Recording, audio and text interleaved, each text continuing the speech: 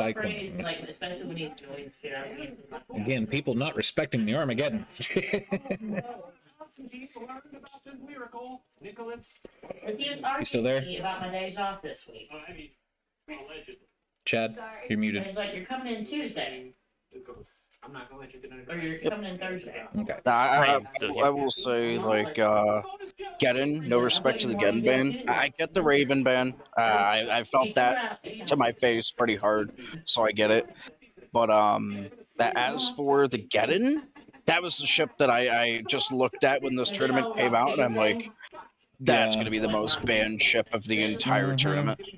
Just because of how powerful large newts are. I mean, cruiser class and below, you can just zero them out in a couple cycles at most. Exactly. The one match we were playing some scrims, and one of the teams we scrimmed asked for no bans. We're trying to experiment with meta. Are you okay with no bans? I said, sure. Why not? First thing they brought, Armageddon. Holy shit, it sucked. No, it wasn't just the Armageddon. It was like a Sentinel, and like their whole team was newts. It was Ashramut, Geddon, Newt Supreme. I was Newt Supreme with a bunch of control. It was my worst bad. Nightmare. I hate newts. I hate them. All right, Cyprus, you got any comments before we start it? I want to go with Click in Space. I did watch this match. I know Chad didn't see a lot of them today, so here I'm in the middle of an ad because I'm a poor who's not subscribed. We have a legitimate dodged Kappa. I have not watched this match, but here's my input. I would normally want to go with the Geddon gang, which I think all that control is actually in their Geddon.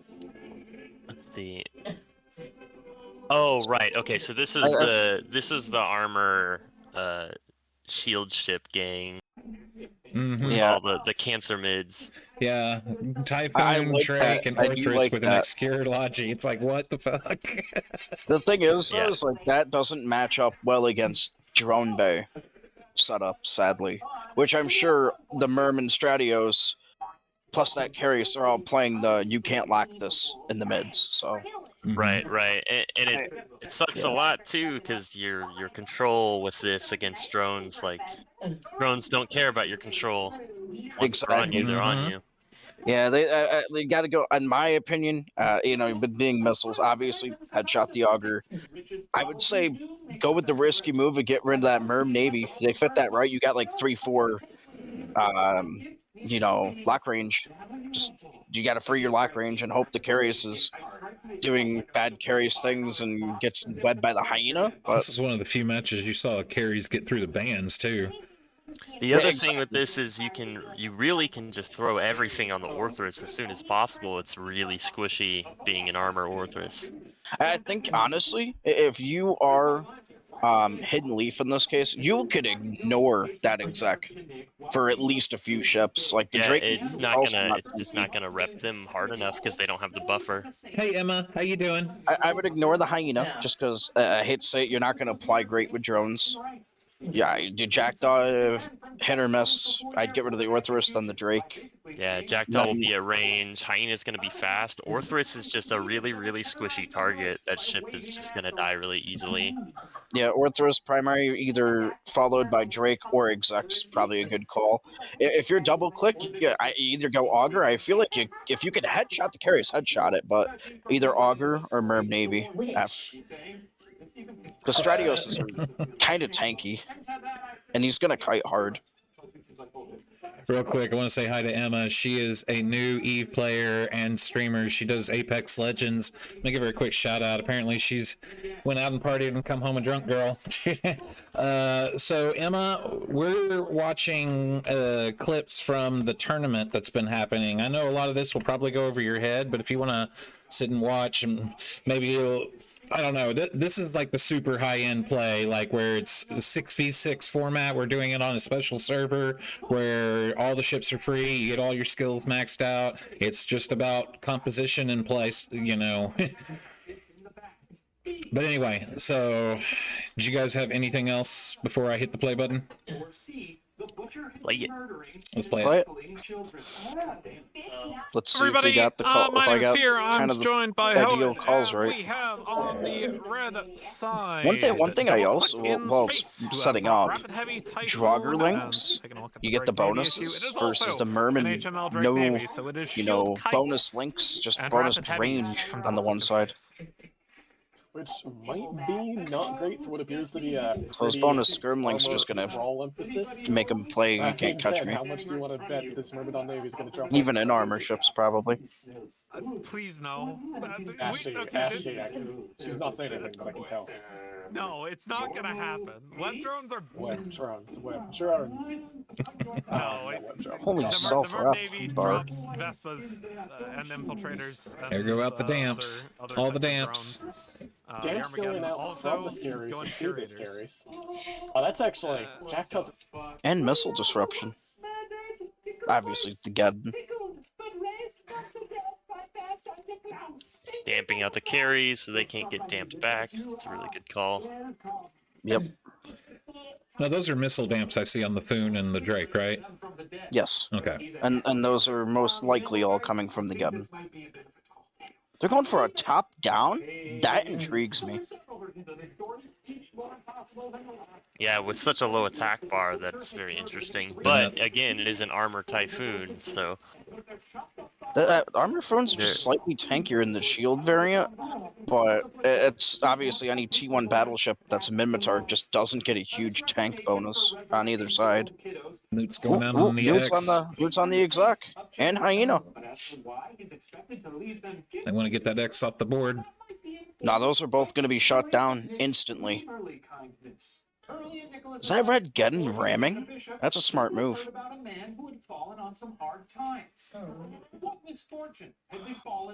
Oh, Blue Geddon did ram.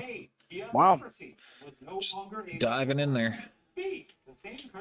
smart idea. You don't have to deal with all the dance if you're sitting right on top of them. Exactly. Plus, utilizing every ounce that they can of that control bar. It's already over half full. I'm struggling. I will say the exec is tanking fairly well for being the primary. Now, which one of them has ECM, or are those drones? Because the Hyena's Uh, getting The jammed. ECM drones. Okay. I see all rep bots, and there's a few ECM and a few like light damage drones. It looks like nothing too big. I assume the Geddon's on reload. Damage is getting split. They're switching Ooh. from carries to auger to Draugr. They're really screwing with that. Well, I mean, auger reps are ridiculously overpowered. Too much rep power, but the auger itself being the squishiest of most of the Logi chips for T1. It's interesting. That jam has lasted quite a long time now, and if I remember correctly, Logi jam or drone jams only last for what, 5 seconds? Well, that jam only indicates that there's an attempt. Yeah, it doesn't mean Ah, success. okay, gotcha. Yeah, Gotcha. yes. So that I think that's a smart move, though, throwing ECM drones on that Hyena. Hyena, yeah, it's the easiest target to jam out with drones. Plus, on top of that, But now they keeping need the damage to the stop. painters. They've switched it to the Foon and the Orthrus because that auger needs some. That auger needs a breath. That auger's probably Are they just out there. running lots and lots of jam drones? That's just so much control. I like it, but I feel like that has to be on the Draugr, because every other ship is damage drone based. So either they just switched out of using damage and lost half their DPS. So it's got to be Draugr, 2 Draugr jam drones or something like that. To which they're trying to jam out a Jackdaw, a ship with natural resistances to Yeah. ECM. Very See, interesting but call there. the Orthrus has had to put itself in a really bad spot to get that auger. I mean, Augur's a good kill. I would trade an Orthrus for an Augur personally. In an armor setup, the Orthrus is bad. It's just bad. So it's tanking purely because of the split damage, I feel like. Well, everything's getting neuted right now. The X, the Orthrus, the Drake, none of them have capacitor at the moment. If I were that, There it is. Yeah, But they Orthrus lost is their whole gonna go bottom down end. first. It looks like the squishiest target of probably all of them.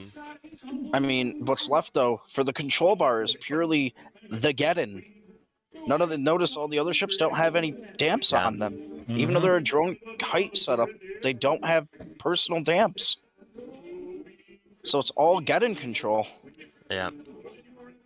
And the longer the fight goes, the stronger the Armageddon is, because Well, I mean, if you compare the EHP bar, all that EHP is in that Geddon Stratios versus the other side's HP bar is even smaller with their There low goes the end X. still alive. Wow. And with the exec going down, it looked they could easily turn this at this point. I agree. Drake's not going to hold much longer they've once got that the point Geddon gets his advantage. If you look, reload they've off. got the point advantage right now. It's 38 to they have 37. It's 5 minutes. You know, Yeah. that Geddon, once he hits reload, that Drake will not survive. Yeah, and then once the Drake goes down, they won't have enough damage to break anything here. I think the Foon can probably get away with Probably breaking kill the Stratios. Stratios. Yeah. And the Merm, you know, with the Hyena and Jackdaw's just going to be putting pop shots. Like, it could turn into a Foon versus Geddon. The Foon would win that, in my personal opinion. But by the time they get there, he's already going to be so low that the Geddon should just wipe him out. Well, hold on, Stratios. Just a little bit Foon longer. is very far away from the strat. That Foon's mid arena. He's could- probably in reload. He's probably just in reload, just trying to get back into the fight now. That Drake's holding on for dear life. Getting every ounce of that 21 points. Using every ounce of it. Bye-bye, Drake. That Stratios is going to probably get chunked once the Foon starts laying into him. But like you said, without I think the any other Stratios pulled off. It looked like he started burning down towards one of the MJDs. It's an interesting call. I will say, he's down by that MJD. He burned away from the Foon to get the damage off of him. The Foon then has to, at this point, reevaluate his location. Probably they're using the Merm Navy probably as a screening opportunity. See the nice little triangle they have. I guess you lay into the Merm Navy. You got to do damage, man. Like, pulling away is not the move. You're getting tracking disrupted right now, man. You can't pull away. I don't think this is the match isn't over. You just got to be a chat of a pilot, go in there and start applying to something.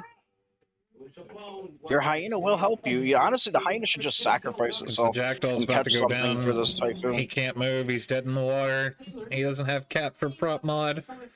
He's so close that is he right next to an MJD beacon or a wreck? I can't tell. No, none of them are next to an MJD beacon currently. The only thing I think near an MJD beacon is the Geddon. That Stratios is getting closer than he needs to be to this Typhoon. Jackdaw goes down. Died to the drones.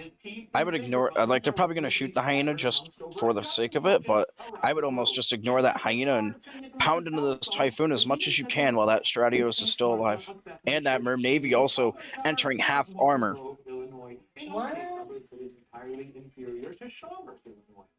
Now the thing to note is there's not a lot of potential DPS from either end, so this Typhoon could go through and headshot the two cruiser battle cruiser. I think the Typhoon just hit reload. Looked like. I don't know. He probably did. I assume he's still going for the Merm Navy. Like that attack bar is all the way down to 0 now. Yeah, he's going to go the on battery reload. was changing ammo type, or I don't know. He's probably going into reload. Either way, 1 minute and 40 seconds is probably not going to be enough time with the reloads you're going to have to deal with to kill a Stratios and a Merm Navy. Also, with all the incoming DPS and nuke pressure, I'm sure he's having to switch those reps on and on, left, right, and center from being turned off. Is that getting faster than him? No.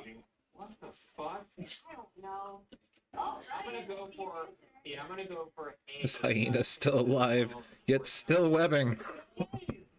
That Hyena webbing off that Ged might be that's a lot bigger of a play than it probably is noticed to be. But once again, those Geddon range disrupting scripts are really saving his small damage ships, medium-sized damage ships. Hyena's going for a dive on the Stratios. So he might be able to kill the Stratios by the time this game ends. But having enough missiles to just turn on this Merm Navy in 30 seconds and break him doesn't seem realistic. Speaking of which, someone in Cyprus, what am I gonna give? Say Nick. I know what you could give him. Oh, ways are old and friend. Awesome. Chips, nullified cruise. Out with it, Ben Fowl. 15. That Merm Navy needs to not be burning in towards that Typhoon. Nope. He's got all those drones on him. If this Typhoon could, 5, with only 4, 7 seconds 3, left. 2, 1. Just said, if they had had another minute, just one more minute. I mean, I don't even think they needed a minute. They needed 20 seconds. Look at the damage. He's already in structure. The missiles are still hitting, so like. Well, time's been called for. Yeah, time's He was called. still technically in armor before time got called. But in the argument, 20 more seconds would have. And I think that comes down to the 20 seconds. There was a whole minute of him basically idling, trying to connect to a target. The Hyena probably could have sacked himself a lot earlier to try and help, at least build a tie.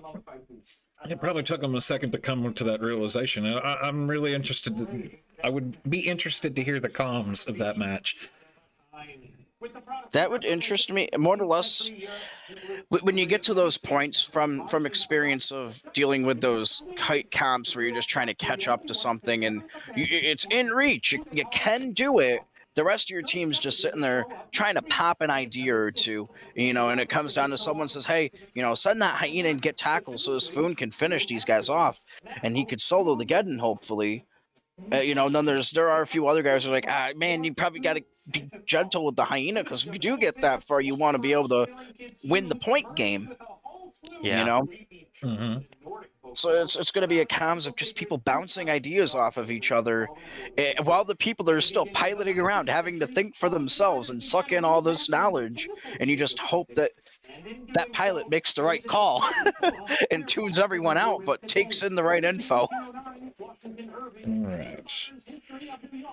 Which one you want to watch? The second Odie's match, or do you want to watch our match? Let's watch the second of the match, the High Sec Miners you got up. Let's watch that. Oh, okay. The High Sec Miners. You want to watch that one? Yep. Hold on. Yeah. I was this one at 107. I've got sticking with my old school method. I've got it all written down on paper. There we go. Okay, I gotta use the restroom. I'll let you guys mull over the bands and what they're flying. Bands seem. 2 of the ships on each side seem interestingly normal, but 2 like the Abaddon. And I don't blame them for banning the Abaddon. It's been really strong in this 66 format. I mean, it's a brick. It does a lot of damage. It's pretty hard to deal with if you don't have a ton of control. Yeah, and then in the same part, I don't know about you, but in skirmishes, the most common battleships I was seeing were the Abaddon and the Typhoon. Yeah, so Abaddon, I understand the I ban. saw a lot of. But at the same time, I do feel like, sometimes there's like the Armageddon is a lot more of a scary ship that you'd see on grid, control over the whole arena, versus the Abaddon's just a projection damage ship. And I feel like it's the best, but there are a lot of alternatives, per se, this Tempest that's on grid. Yeah. And they might have been, betting on that they haven't seen High Sec Miners run the Armageddon yet, so they didn't fear having to go against it. I will say the interesting thing is now you look at this and see like almost a mirror match entirely. It's the lower half. Now you have a Worm versus a Jag. Both tackle ships, one better at DPS, one better at tackle and tank. Stork Bifrost, same difference. One better at speed, one better at tanking with some extra mids. Yeah, Scythe over Osprey is a very interesting pick there. I almost in the sense of this, I understand it. A lot of AT teams picking Scimitar over Basilisk. I think people are just more used to the style. I don't think it's better though in any means. I think the Osprey's they're all T1 Lachis. You're gonna have to Yeah, deal with it no. anyways. But I will say that Osprey is probably not long for this world. Versus that Scythe, I don't know if they're going to want to primary it because the rep power is just not as strong as the Osprey. Our guests usually sing a little sing. What do I have to sing for? Well, I already know how this turns out, so. I once again do not. All right. I don't think this is one of the ones that I've seen. I will say the Warpins are interesting though. Like one team going, I don't want to be in the middle, and the other team saying, bring it on. Mm-hmm. So I assume it's heavies versus hams. Maybe an Artie Tempest? Yeah, But that's what I'm thinking. It might be a rush comp, though. I mean, the attack bar. Well, I guess it is. It is a little bit bigger than the other sides. I mean, yeah, I think that, which shocks me in the sense that you see a worm on the one side, knowing that's higher DPS on average than a Jag. Bifrosts. Obviously, none of those ships are known for their damage, but you do see the rare occasional missile stork with the few extra little slots. But I am sure this is probably going to be an arty heavy setup versus a ham setup, which to me I would favor the ham setup personally in this situation. I don't think arties are the greatest This is decision in definitely. this It comes down to B-Sod's positioning here. Yeah. I don't think I personally don't think Arties is the biggest heavy large Arties are the biggest choice without that hyena.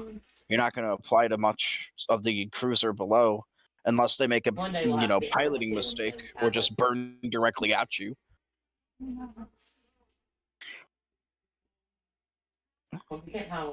If you want to start it up, I expect if it's already a Scythe headshot or a Gilla headshot. Starting in 3, 2, 1. The two cyclones the issues. They have two different weapon systems. I'm just to see how this worm plays.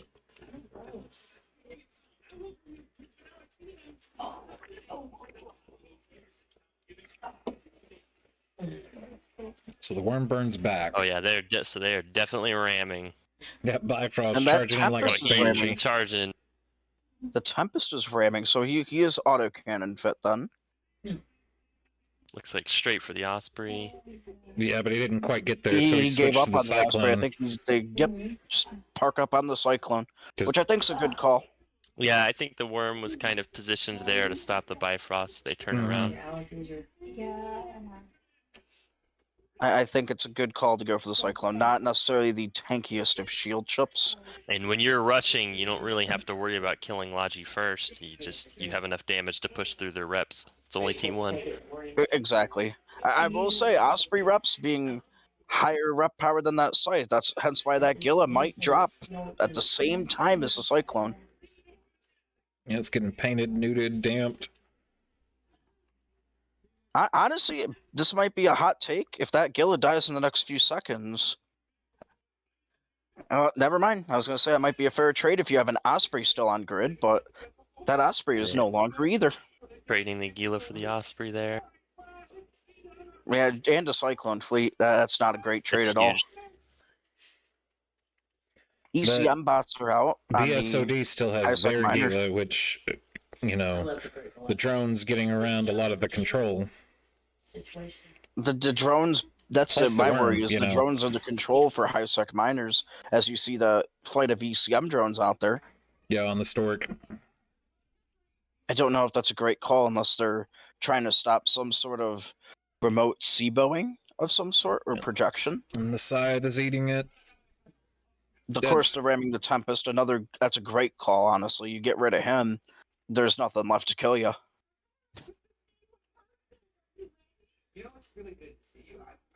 I want that shirt. Rep drones on the B-side can't side. tell yet. Is that an Artie Tempest on B That side was side? not an Artie. That was not an Artie Tempest. He rammed okay. right in. But the No, tank out on was B super side thin. side. Yes, That B-side I think also B-side is an rammed right Artie. in. Did He is ram? Artie? Okay. I Well, no, couldn't but tell. It looked by the visuals. He moved in like he was trying to screen for his team, which if he is Artie, that screwed the heck out of his tracking. His tank almost makes me feel like he was Artie. Yeah, I think he was. It just by looking at the visuals there, it didn't look like it was the AC It'd be visuals. interesting if he was polarized fit with how quick he went down. The Gillet also go. Are these just paper thin max DPS and as much? All gas, no brakes. Jeez. I mean, you killed their low end, but you took way too long to kill that Gila, and then you went for the Logi trade after your Logi was already off grid by a handful of time. And obviously, a Worm and a Stork might kill this Bifrost, but that they're not going to have the DPS to even break the passive regen on that Tempest. Is that Shane? Shane, you ate your pet bird wherever you are, Shane? I think it'd be pretty funny though if they kill this Cyclone fleet and then lose by 2 points because they can't kill a Tempest, and the Tempest can't kill them. I think that'd be pretty funny.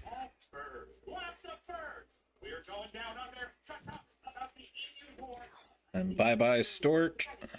Yep, and that Worm did not solo. One Worm versus the world here. I can sympathize. Been there. I was the one could Gila. say I've done it.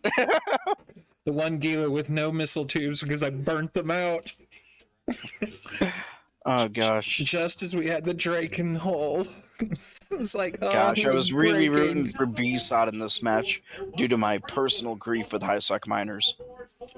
Hey, Which I'm Miner. very shocked they allow them in tournaments still, but Which one do you think is worse? Like I said, I was. Everybody was dogging on high sec miners like it's like a bunch of crabs. They're just gonna get rolled over, and then they had a really good showing there. high-sec miners has some very bad tournament blood history. A lot of people do not like them, so. I also think this is a very interesting match for B-side. I just don't think they were prepped for that kind of rush. I definitely agree. I think that they were expecting, to get more of a mirror setup and not the rush mirror, but more of the mirror in the sense of maybe they're expecting High-Sec to bring a brawl comp that was a little slower, more plated, like PNI and Abaddon or something. But yet they banned those ships. Yeah. What's the skinny on high sec you ban miners? something that would be good to fight against. Ecstatic is asking about the high sec miners in chat. Let's just say high-sec miners alt corporation got banned for various numbers they put in their cargo hold to represent white supremacy in the Holocaust. Oh, that group. Yes. That's the group. Oh. Banned from tournaments, but Okay. Well, I'll leave it at I that just thought they without were a getting bunch of too crabs political that about like it. to do. Okay, I didn't realize that was that group. Okay. Yep. All right. So the next match will be my match, the one I was in with the Gila. We're going to show this. Oh God! Do you want to this see match. my perspective, or do you want to see or do you want to do both? Do both. Let's do both. Do both. Screw it. Okay, we'll do the tournament perspective, and then I'll show you my perspective because the number of mistakes I made just not even before the match started. I made some mistakes, but that Abaddon could have died faster. I'm just going to say that. I will say I should have called this match. I should have. We just got rated. Who is that? Eve Miner with 8 people. Good timing. All right. So let me fast forward just enough. Raid Shadow Legends. You got an ad for them. Don't forget. Oh God. Do we have some dodged cap or some legitimate dodged kappas in the chat? Need some professional shills to pass out some gift subs. By the way, I am giving away a rattlesnake hostile takeover skin. Crap. It's on This is another going to be screen. very interesting. You're going to look at this and wonder what the hell is going on, and then I'm going to explain to you what we did fitting wise, and you're going to be like, wait a second, what the hell? All I gotta say is I really like this Gila, and I wish I'd done a little bit better because it is such a good fit. It does its job, but this is my favorite thing in the world. He says the first time I hand him this Gila, I'm like, let's practice this comp. You know, we're playing a armor shield setup and playing damps in the mids because you know what, in a 6-man tournament it works good. And I hand goes to his Gila. He's like, Chad, what have you done to disrespect the name of the Gila? I didn't know that was you. Okay, you're Fizzicola. Gotcha. And with the Pontifex too. Mm-hmm. Yes. The information and armor there. Mm-hmm. You picked up on the information. The first time this man handed me an armor Gila, I looked at it. if he could have seen my side eye, it's like, what? But it clicked with me. Strong. It clicked with me once I realized, hey, mid slots don't necessarily have to be tank; they can be E-War. And that E-War really pays off, especially with the Gila and your drones. Like, once you have your drones tasked, they can jam you, they can newt you, they can damp you, do whatever you want. I'm still gonna kill you. now, mind you, to tell the little interesting debacle. Obviously, we're a heavy missile setup, and the best thing you could do with a cruise and heavy missile setup is just headshot the scythe. And that was the debate that came through between myself and the person who was kind of FCing the match. That's a shield Abaddon. Did we figure that going in, seeing the scythe? I don't remember if that was part of I our... said off the gate we should shoot the scythe.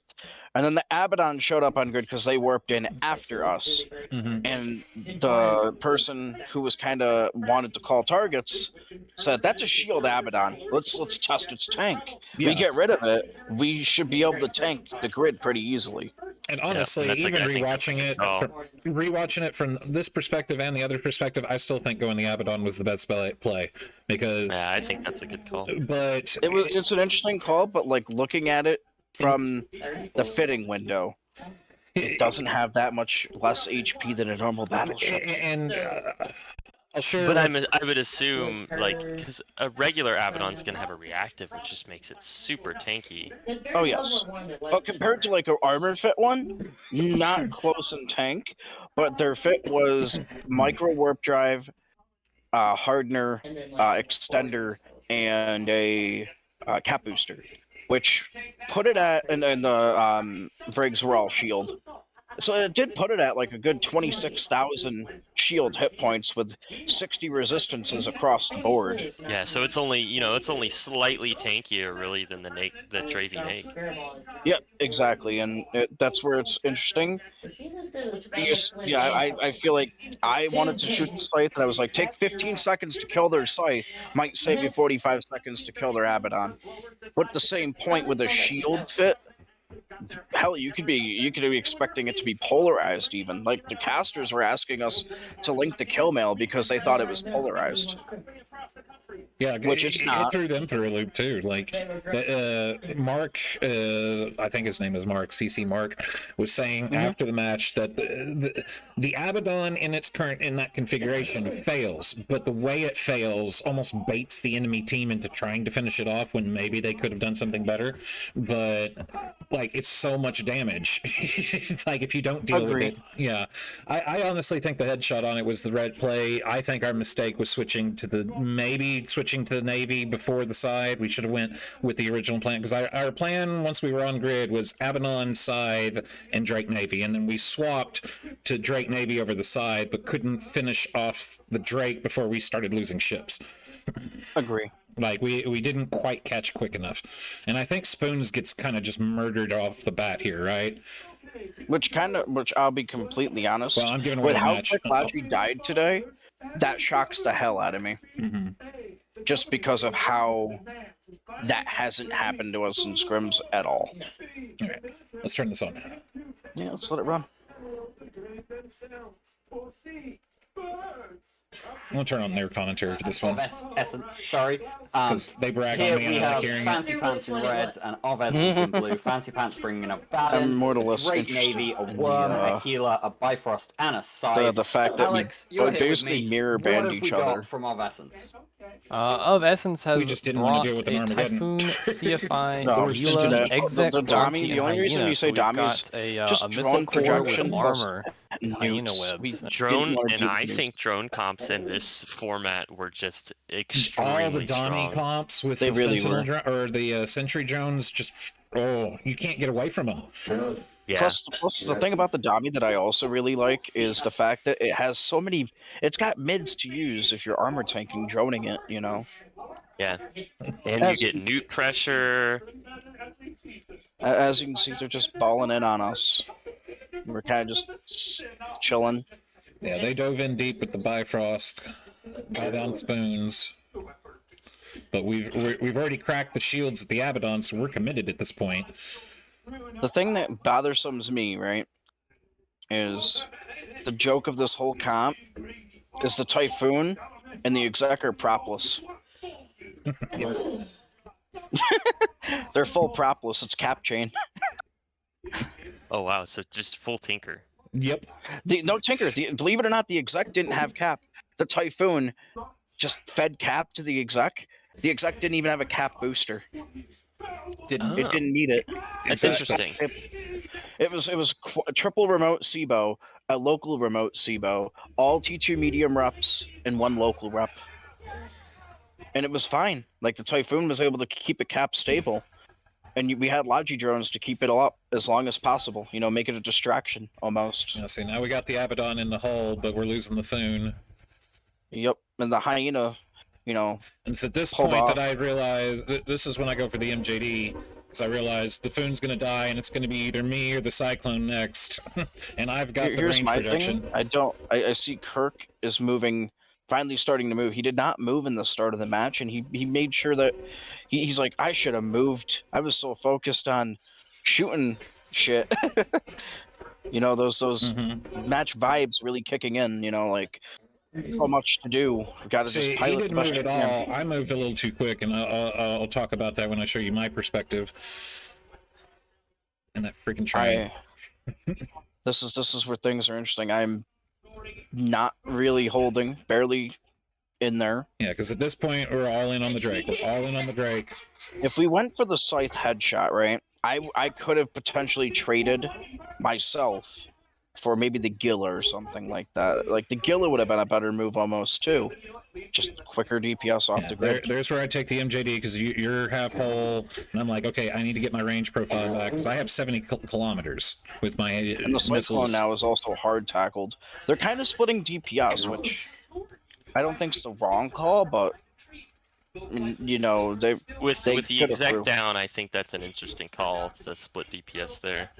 Yeah, I mean, imagine if, let's say, this Drake did get alphaed through, and the Gila was focusing on Kirk. That I could have pulled back, and a Gila is not enough to break another Gila, a Cyclone fleet, in a Typhoon trying to just get some last shots off. But as you see, like, we don't really have the DPS to hardly break this, because that Scythe is just keeping that Drake up so well. And I think that also sucks. I think it's at this point. We originally wanted a Draugr in this comp, and I think that would have helped a lot, because that Scythe would have had, you know, that extra Draugr spool damage would have made a difference. Mm-hmm.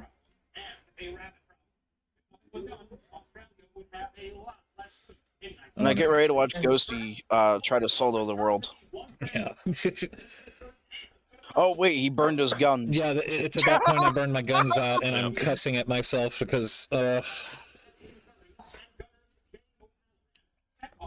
was like I was trying to milk out every last bit of heat I could. In a critique here, it looked like you had damp on the Drake pretty much the whole time, and you had damp on the Scythe pretty much the whole time as well. And I think if at one point maybe you could pulled one of those damps and put it on the Drake, it might have given the Cyclone fleet a little bit of extra time there, because he would have reduced his range a little bit more, would have had to pull in a little bit further, would have stopped his damage for just a minute. Mine were Maybe the enough ones to on be the able to get side. through that hole. In the sense, I would definitely think that the damps they rushed right in, and I think everyone kind of was a little panicky. And the damp situation, people were just like, "I gotta damp a ship. I gotta damp something." Yeah, you gotta put it on something. Versus like, hey, they're right on top of us. Damp stuff that's not on top of the main group. You know, just because it's far from you doesn't mean it's far from the fight. Right. All right, now here's my perspective. Just restarting it. Now, first and foremost, I had the wrong damage type in. I had Navy ammo. I should have had Fury. This was me. I was sitting here thinking... I wasn't taking into account the range bonuses I was getting. Every single person besides me ended up having heavy missile healer. Yeah. Yeah, but I have faction ammo instead of Fury, and I should have had Fury. Also, you called for thermal drones, but then they started talking about how that was a shield Abaddon. This was a decision I made consciously. I believe it or not, drones instead. The thermal drones were the right call. Probably. He had a thermal hole compared to the rest. Mm-hmm. Once you get into those like battleship areas, right? A lot of those battleship fittings. Same with maybe battle cruisers as well. The resistances usually do not have a big hole. Usually you have enough spots to fill resistance holes. And I would say faction ammo here was actually a decent call as well, just because Drake Navy, man, is very fast with links up. For the Drake Navy, yes, but for the Abaddon, definitely Fury for the Abaddon. Yeah, the Abaddon, and that's the thing that sucked as well was he's going straight for the scythe, and I think that's what the call I would have went for personally. But... Yeah, you told me to put my 2 on the scythe, and then the other 2 got put somewhere else. And then I locked that up first, get those insta-locked, switch my drones over to the right target, overheating. Again, I've got the wrong type of ammo. Then I'm approaching the MJD beacon. This is where I go a little too far. I meant to just do 1 cycle of prop and then forgot about it. And I propped the whole way there. And I actually lose my lock on the Abaddon at some point here. And that was me trying to think to switch to Fury and freaking out over my controls and saying, screw it, just keep firing. Just keep firing. I think at that point you're just so far in where, like, yeah, it doesn't, the switch isn't going to matter. Like, you just need constant damage on it or he's going to go up again. I could have dropped another drone right there because I knew they killed one of my drones, but I didn't realize when they did. So I'm sitting here with 1 drone at the moment. Did I turn off or I can get it printed out my sensor I would boosters? almost argue, like, in the sense of it, yeah, the scythe positioning wise, I feel like we could have definitely gotten rid of him. Like, at this point, I am starting to go down myself. You know, I'm already half shield or half armor. I'm hoping that, like, once this Abaddon dies, as long as I can at least start to pull back a little bit. But and that's that very good play what you just did there, holding your damps until you start getting on that Abaddon, and then putting the damps on him at the last minute there. He pushes him in. And also, it also makes him think he's comfortable. I'm okay right here in this spot. And then suddenly he loses his lock on his Abaddon, and it just dies. You lose lock, you got to burn right back in there, relock him, and then that time you break him. Now I finally switch over to going Fury. down pretty quick. But now So I think that was it should have been the other way around. Like, the faction ammo, how fast is that Drake going? I can't see it on this Here's screen. the MJD. I'm like, everything's within 20. There's no reason for me to be here. But I kind of overshoot it a bit because I ended up just far enough away to lose my lock on the Drake. I love how you clicked it to turn off the heat. Right? The timing on that's pretty good. I'm wondering where your guns burn out, though. the burnout here because I turn him back. I overheat again because the call we're screaming over comms. It's like, kill the Drake. I need to stay. We're stabilizing. Come on. The Drake just has to die. I'm like, oh, I have a little bit more heat to give. The other thing that really kind of sucks with this, like I said, with the exec being triple remote, remote Captain's sensor. Cup, Rock. This is my perspective of the match I was in. So now I'm that's like the other orbit thing at that's 60. crazy. I don't need to be any closer than this. The thing that's really interesting as well is like, as you can see that jump, it has to relock stuff. There's not damps on him. It was all based on a exec with remote SIBO. Like I said, this was a show match, so we kind of brought a funny little like propless logic comp. Yeah, like semi tinker. It's very interesting.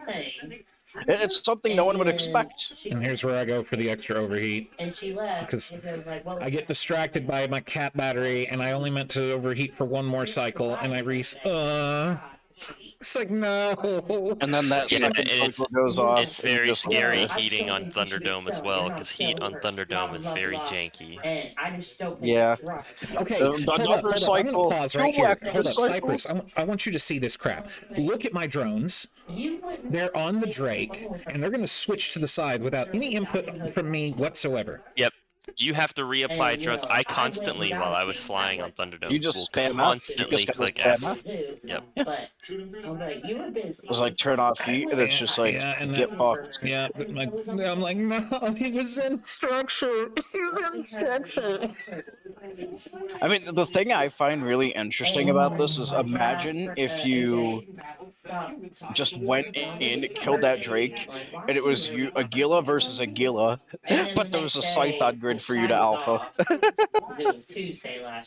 The other thing I would say is drone management. Like you said, you lost a drone for 80% of that match. I should have trusted you. I went thermal. I went EM because I was like, oh wait, it's shield tank and it's T1, so his hole is going to be EM, and I should have just stayed thermal. I could have gotten a second drone out faster. I could have started the match with Fury. I did eventually get onto Fury once we switched to the Drake Navy, but that made the Abaddon take that much longer to die.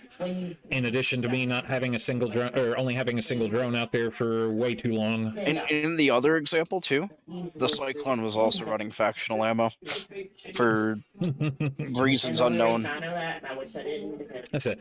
I'm glad I recorded it because now I know what I did and I won't make those mistakes again. By the way, for everyone in chat, right? I fit his ship before he got in it, and yes, the rigs were actually fit. Yes, the rigs were in there. Oh no.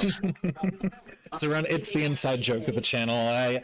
There's a kill mail where I came within one volley of killing my opponent. We were sitting there geeking out about it, to me and the guy I fought, and then he's like, dude, you forgot your rigs, they're in the cargo. I'm like, yeah, no. He got the dude down to like 3% structure in an absolute brawl. Lost. And the dude DMs him like 7 minutes later. Hey, just so you know, you forgot to put your rigs in the ship. That would have been all I needed. I would have won the fight. I would have won the fight had I just installed my freaking rigs. Now, let's run one of those Exodus matches. There was one I saw that I thought was pretty interesting. Okay, so let's see. Exodus. Let's go to the first one versus Final Desperate Attempt. That's at 1 minute 51. No, Exodus couldn't bring some of their pilots, from what I understand, because I have this personal beef with one of Exodus's pilots. It's quite funny. So Mr. Falcon couldn't come because the stiletto wasn't allowed. Well, hilarious joke, actually. Hilarious joke. Funny thing is, so originally, Radicos, myself, and some of the other guys that are on the team were with Exodus. By the way, guys, if you guys don't know, or how do you pronounce your name? Oreduorum Cyprus. That's who you're hearing in comms right now. Yeah, so originally we were with Exodus, and we were going to fly under the Exodus name, and then our team decided that we were going to do our own AT with our own team, but we had already signed up with the tournament as Exodus. So we have one Exodus pilot on our entire team. That's got to be amazing. Yeah. So we were just flying under the flag of Exodus for this tournament, but One it will be last hurrah, changing for right? the AT. One last hurrah.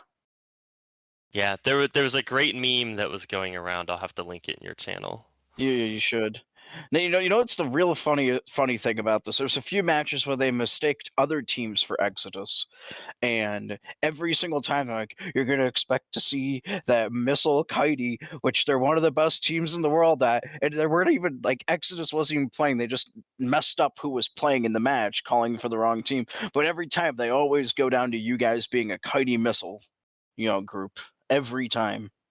Oh yeah. Yeah, nothing about that changed. That's for sure. I mean, the Apocalypse on grid definitely screams long range pew pew. Mm-hmm. It's like a lot of missiles. I see a lot of missiles. With one laser projection boat, which I honestly really like that decision with your bans, making it seem like you're not gonna bring armor or armor battleship, and yet you bring the most projection armor battleship. Now, did you guys have any paints on this fleet? We did not. And it was something that we were thinking about switching to. We had assumed that we were going to get, after that first match, that we were going to get Typhoon Raven and the Gila banned out. They were going to try and force us out of the kiting comp. The Apocalypse was kind of our pocket pick there with a Shield Apocalypse. We had seen it used in one of our scrims, and it worked really well. It just doesn't work well into drones. All right. Any more words before we start this? You end up against like an armor comp, especially you banning out all those heavy armor battleships. You're hoping that you get that. Maybe you hope that they bring something along the lines of a shield, maybe Tempest or something. Would have been a great matchup for you right here.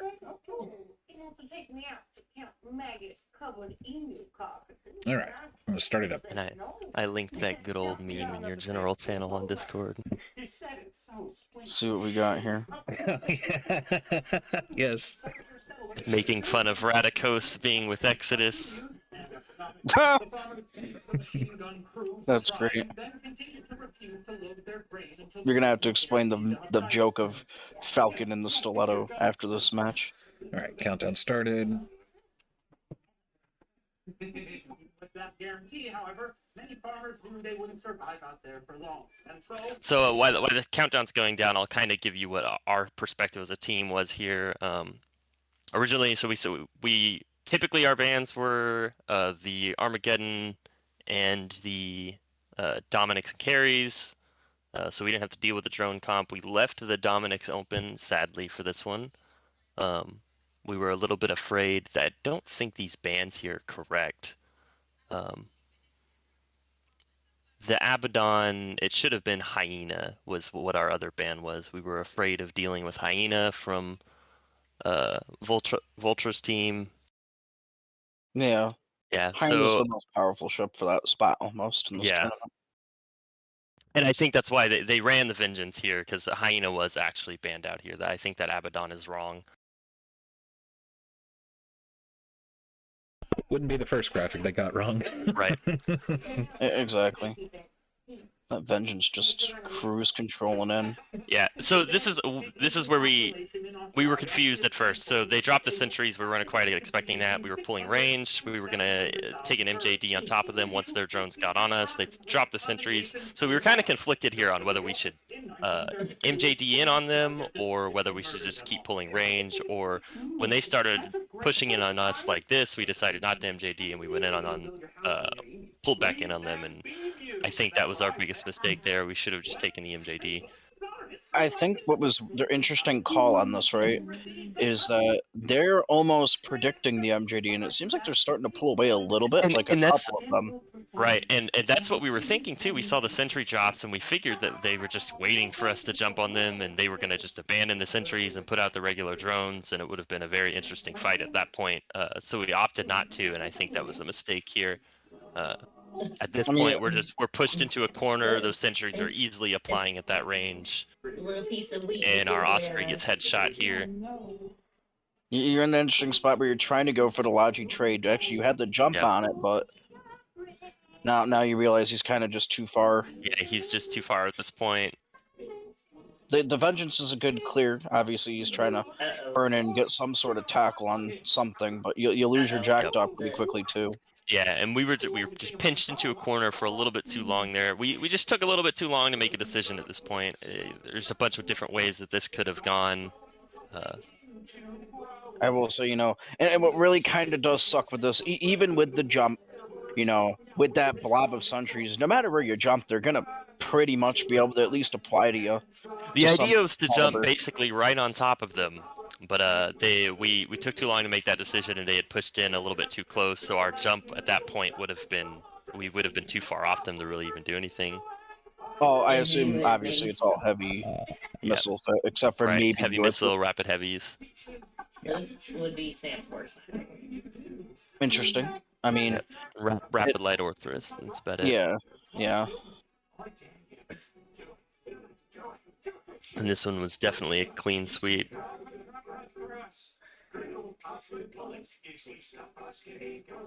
This is the point where the casters were probably going on like why the worm. Yeah, why the worm is just piloting randomly. So I think they thought maybe I was rocket fit. I was actually light missile fit. I was on pretty much the exec the whole time, just staying at the 42 km range as much as I could.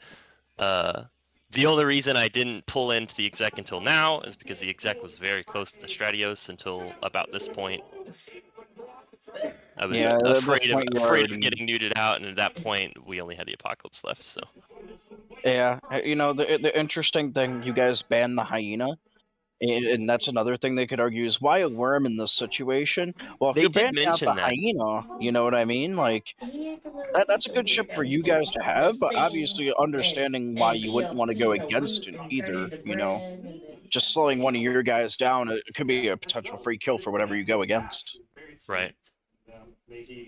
And it was actually something that was mentioned in one of our other matches by the commentators as why we were running worm instead of hyena.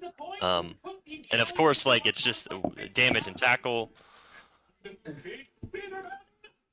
It is, I will say, the worm having the resistance bonuses plus the drone, it's actually one of the higher DPS boats. It really actually outclasses some of the assault frigates. Yeah, and it's very strong with the Jackdaw. And especially in the comp with the Orthrus Jackdaw Worm, you can clear the low side very quickly.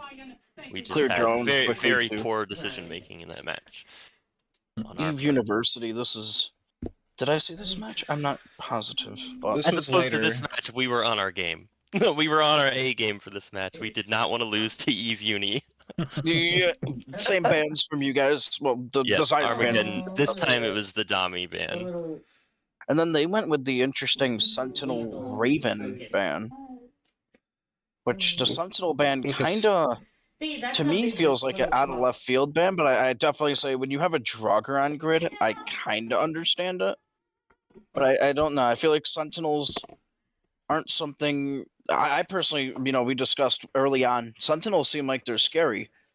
But only when you're using, like, projection comps. And this was a comp that we had fought against with our shield kite a lot during scrims, and we felt very confident against this. All right. Let's see what we got here. Are you guys opting for the Stork this time instead of the Jackdaw? Right, so a little bit of extra links here. Better links, yeah. I'm a little shocked you guys didn't go with a Bifrost for some... I get the shield EHP, obviously, probably trumping the kitiness, but interesting. I think also just we have very low control with this comp, and just having the info there is very helpful at times. Yeah.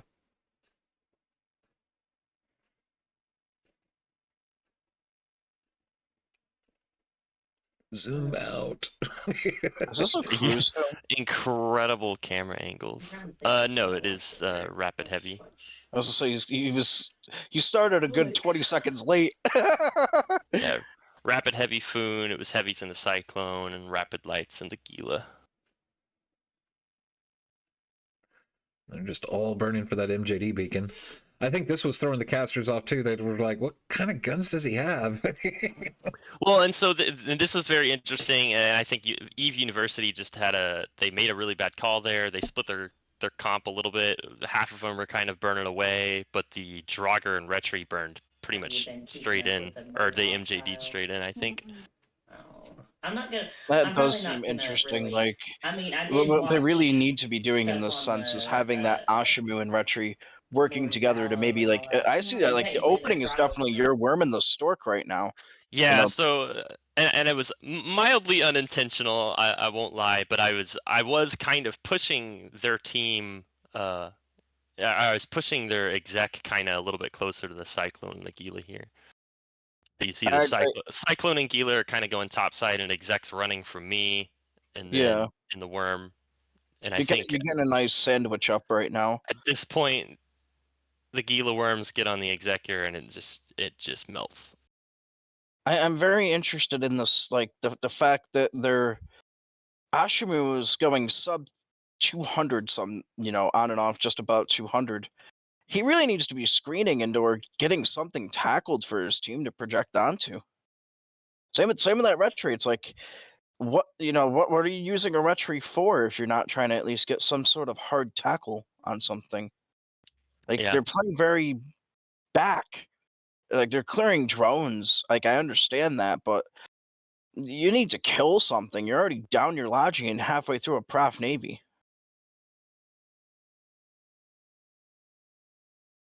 Me running away from these drones here. Look at that camera angle. You're getting you an MVP moment. The no skin life. That's a crispy Prof Navy. The thing that also talking shocks me about is look at that skin. Ashimu now going 1600. And Yeah, and it was really hard to see too in the very beginning of this match. Whenever I was pushing up, the camera angle was weird, but I think the casters called it that I had tackled the prophecy. I didn't really tackle him. I did a little bit of a drive-by scram on him, and that got him. Just enough to kill his this drive. down just enough that we just started trying flying. to solo. It seems like everything else is down low, and the Abaddon's just up, doing its own thing. Yeah, they're they got pinched into a corner there. I mean, I don't think that's necessarily the wrong thing. Like they got pinched, right? But they should have let themselves. If they get pinched, they should have been leading with that retribution and Ashimu to at least screen off any tackle or any incoming drones or whatever. At least get something in between what's dying. That exact. And I think you were right on that first. I think they should have just made that MJD play. I think it would have been a little bit more difficult for us to pinch them like that if they had just done what they looked like they were originally going to do, was just MJD on top of us. Exactly. And the other thing is they could have done that. A little bit of deja vu. I do think no matter what, like being cornered like that was not the end all be all, as long as they obviously Gila drones are going to nuke that exec. But drop some Logi drones, get that exec up as much as you can, and get your Ashimu and Retri out in the front so that they don't come in for the final blow, or keep them away. Keep it only the drones. You can shoot the drones with your turrets, keep your Logi drones on there, and try and buy that exec some time, maybe get them back up. Exec is just, it's a really hard call to choose. Exec over Augur. I think the exec's a little bit faster, but the Augur's just so much more tanky compared to the exec. Get more tank out of my exec. Really? I get more tank. The exec gets an extra low slot. I guess that is true. Extra PG. So you can tank an exec better, get a little speed on it, have those utility mids, but the Augur's just absolute rep power. It's unmatchable. Hey babe, the last day to watch the last blockbuster. I will say, if you have those rep bots, the Augur does, seem to do fairly well. I think it's more or less just rep bots being able to help their. I don't think they had. I don't think I saw a lot of rep bots out in that match. Yeah. I didn't really see a lot either. We got spammed with damage bots most all day today, believe it or not. The other day. Rep bots mean just a world of difference, especially in these small compositions where there's just not a lot of Logi out there. Those extra Logi bots help a lot. Agree. Right. We And I've have got the here, you third. guys. Yeah, this is the same third match with style, Exodus against Maid. This was same one of the style, last. same bands. This match was rough. I do think it is interestingly weird to ban out Merm Navy Stratios Geddon, in the sense that you could do the same thing by banning out the Dami, maybe, you know, and you force them out of a drone comp with one ban instead of two. Yeah, I thought the Mirror Navy and Stratios were both very odd. I mean, I understand what they're going for. I mean, but I'm you still have ships to thinking play. maybe they've been worried about, because you've seen a lot of these like Armageddon, Mirror Navy strat. You've also Yeah. seen a lot of the you've seen like Abaddon with Mirror Navy and Stratios. You know, where they're kind of yeah. split between guns and drones, and I think maybe they were just trying to get 2 of those drone ships out and hoping they don't bring a drone comp at all. And that's the thing, is they wanted to bring a Prof Navy, also having a drone bonus, right? So I get the not banning the Prof Navy instead of the Stratios, because if you ban those, there's no upper end, you know, you could you bring a Dami, it's your only choice, but you guys banned out, which would work in their favor. Like this is 100%, there's not a drone ship you could use but the Prof Navy and the Vexor Navy, which or Vexor Gila. Navy would be a very interesting pick. Out of all the ships, like, Yeah, that you'd would really be have to very like interesting. decide this comp is something we definitely want to run, and not sacrifice to have just better ships, you know? All right.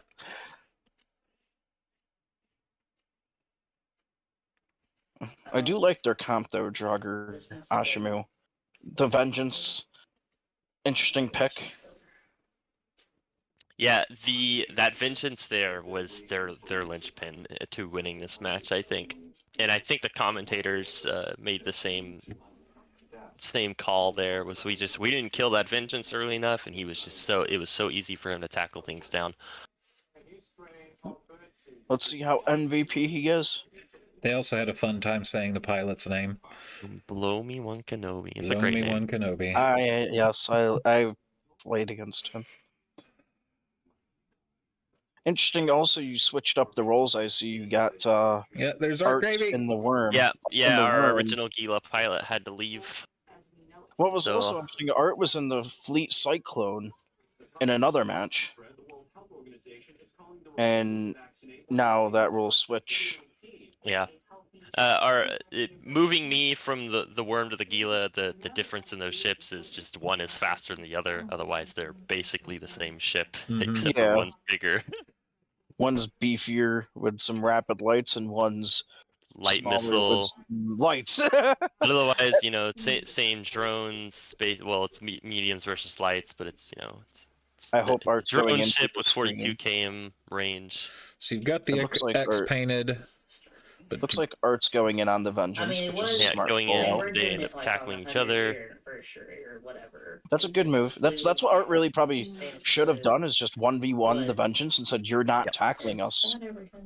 And then you guys obviously are going to project onto that exec. It seems like Art's probably soloing the Vengeance, and then everyone else looks like you switched to the Draugr. It took us a long. I think it just took us a lot longer than it needed to kill the executor here. I had almost 11k damage just by myself on that exec.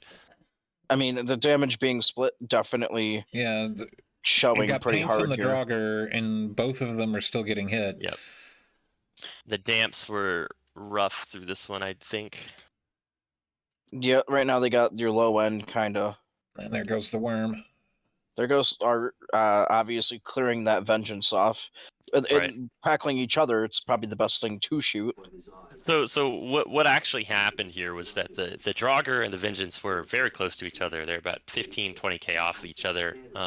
We originally were all on the Vengeance, and then we made a call switch to the Draugr, and I think that was one of our biggest mistakes here, was just not clearing the Vengeance off immediately and sticking on him. I think your call switch, more or less, like, now that you guys are all in on this exec, he does finally die, and now you're going to do a Logi trade while being down your tackle ship, so, like, that exec probably could have died quicker, and you probably could have finished the Draugr before the Vengeance just because the exec dying quicker. Right. And and I think we had switched to when he was mid ADC too, so he was coming out of ADC. If we had just stuck on him a little bit longer, we probably would have killed him, and then we would have been in a better spot. They would have only had the Draugr for tackle, but I'm at interested this in this point, it's very prophecy. hard for us to kill this Vengeance. I'm interested in this prophecy call. In the sense that Ashimu's longer webs plus just the fact that it's squishier. Oh, you get to see my huge mistake here. They're very You're gonna watch me in the Gila just stop moving at some point. They basically they didn't even have the infrastructure to have. There you go, that many slowing people down. No, you're speeding back up. And That Drauggr's playing also pretty they far still had to range. build It seems all like the you guys are stadiums in, just like, like less than switching 10 years. We made made a little bit. They hired I think we people just to build it, and then we were they making too pay many them, different and call then switches. They And when said if you're you running spoke rapid out lights against and you're their, running heavy rapid heavies, it's Oh, very hard yeah, because the if you're clip time. mid clip, if you're mid clip and you stop and then you switch and you're only got half a clip to get into somebody, you're just not gonna kill it. Exactly. The coordination of, hey, I'm reloading now. Let's pick a target. Now Let's let's put the switch whole to a clip different into this target, yeah, target. instead of switching mid clip. Yeah. Yeah, you want to be, I'm in reload. Let's pick a target. Let me put the whole clip into this thing. If he dies, he dies. If he doesn't, we'll reevaluate and switch as I come to the end of my clip. But yeah, so it was about 15 seconds before I died there. It actually just stopped moving. I had an audio bug the entire time that I was playing on Thunderdome, where it was just incredibly loud. So I had to play with all of the audio off, and I didn't hear. Normally, I listen for when my capacitor gets low. Well, since I didn't have audio, I didn't realize my capacitor was low. I wasn't looking at it. At least you have that excuse. I just Capped straight up forgot it existed. Yeah, capped myself out and stopped moving. And by the time I realized I wasn't moving away from the Ashimo caught me. Here's another interesting perspective on this: is you're going into a Vengeance with heavies and rapid heavies. Yeah, it's very hard to get over. No painter. The painter's on the Ashimu, and it just seems at this point you get tackled, you got to kill some damage. You'd hope your phone can do some work. That Vengeance was just running the game for them. I definitely think, and obviously you see 6 ships on grid, and you say, I got missiles, we could just burn through them, and that exec actually probably MVP'd more than that Vengeance, keeping himself, the Vengeance, the Draugr alive longer than he probably should have. He tanked, I think, almost 20k damage. Jeez. That's a lot of damage. Yeah, he tanked for a very long time. Alright. Alright, what was the next one I wanted to show? Okay, since we had to show their rough matches, let's show our rough match where we got the fight we wanted and it still didn't go according to plan. This is the funniest thing in the world because I am an our comp absolute... was designed to do exactly what it did, and then it was like they brought armor-piercing bullets and like game on. It's like, whoa. Alright, so the funny thing about this is we scrimmed with this comp a few times, and then I still love this comp. I still love it. It's my style. Last minute, we made a change to the mids. Our mids were originally with damps, and damp meta, plus Scorp, kind of considering what we thought, it was right. We just had the wrong scripts. Lazy piglets. Yeah. So the thing Jason Ors ran. This is Tuskers. Yes. And everyone, if you don't know who Tuskers is, they're a top 4 AT team for about the last decade. And I saw this matchup and I said, fuck, it's over already. But doing the research in the last 2 ATs they've run, the last Anger games they played in, every single comp they brought was a missile comp. Every comp. There wasn't one that they didn't bring it. So I said, fuck it, we need every advantage we can get if we're going to beat Tuskers. I said, fuck it, get rid of the damps. Everyone's countering damps with, like, storks with remote C-bows and bullshit. Let's throw missile disruptors on them. Fuck their kiting. Fuck their missiles. And this is what they bring. So I predicted it And I still think we 100%. had the tools, but we had an issue with the wrong scripts. But because even the casters were like, the second they saw that Raven, it's like, oh my god, it's a Torp Raven. And I started calling this out in comms. I was like, guys, we need to look at it's a Torp Raven. Like, check the Raven out, guys. But Yep, Torp we had Raven with maximum freaking. because we were going with ranged, scripts. yeah, anti-range scripts when we should have gone anti-precision, right? Reloaded the dish. Yep, definitely. I mean, here's the thing: is that Raven, believe it or not, at the start of the match is far enough away where you could get away with the range scripts, but once you'll see it right away. How this starts. You start with the range, make them close in on us, which is where we want them to fight because we're all blasters and ready to brawl. But then at that point, we needed to switch to the precision to keep you alive as long as possible.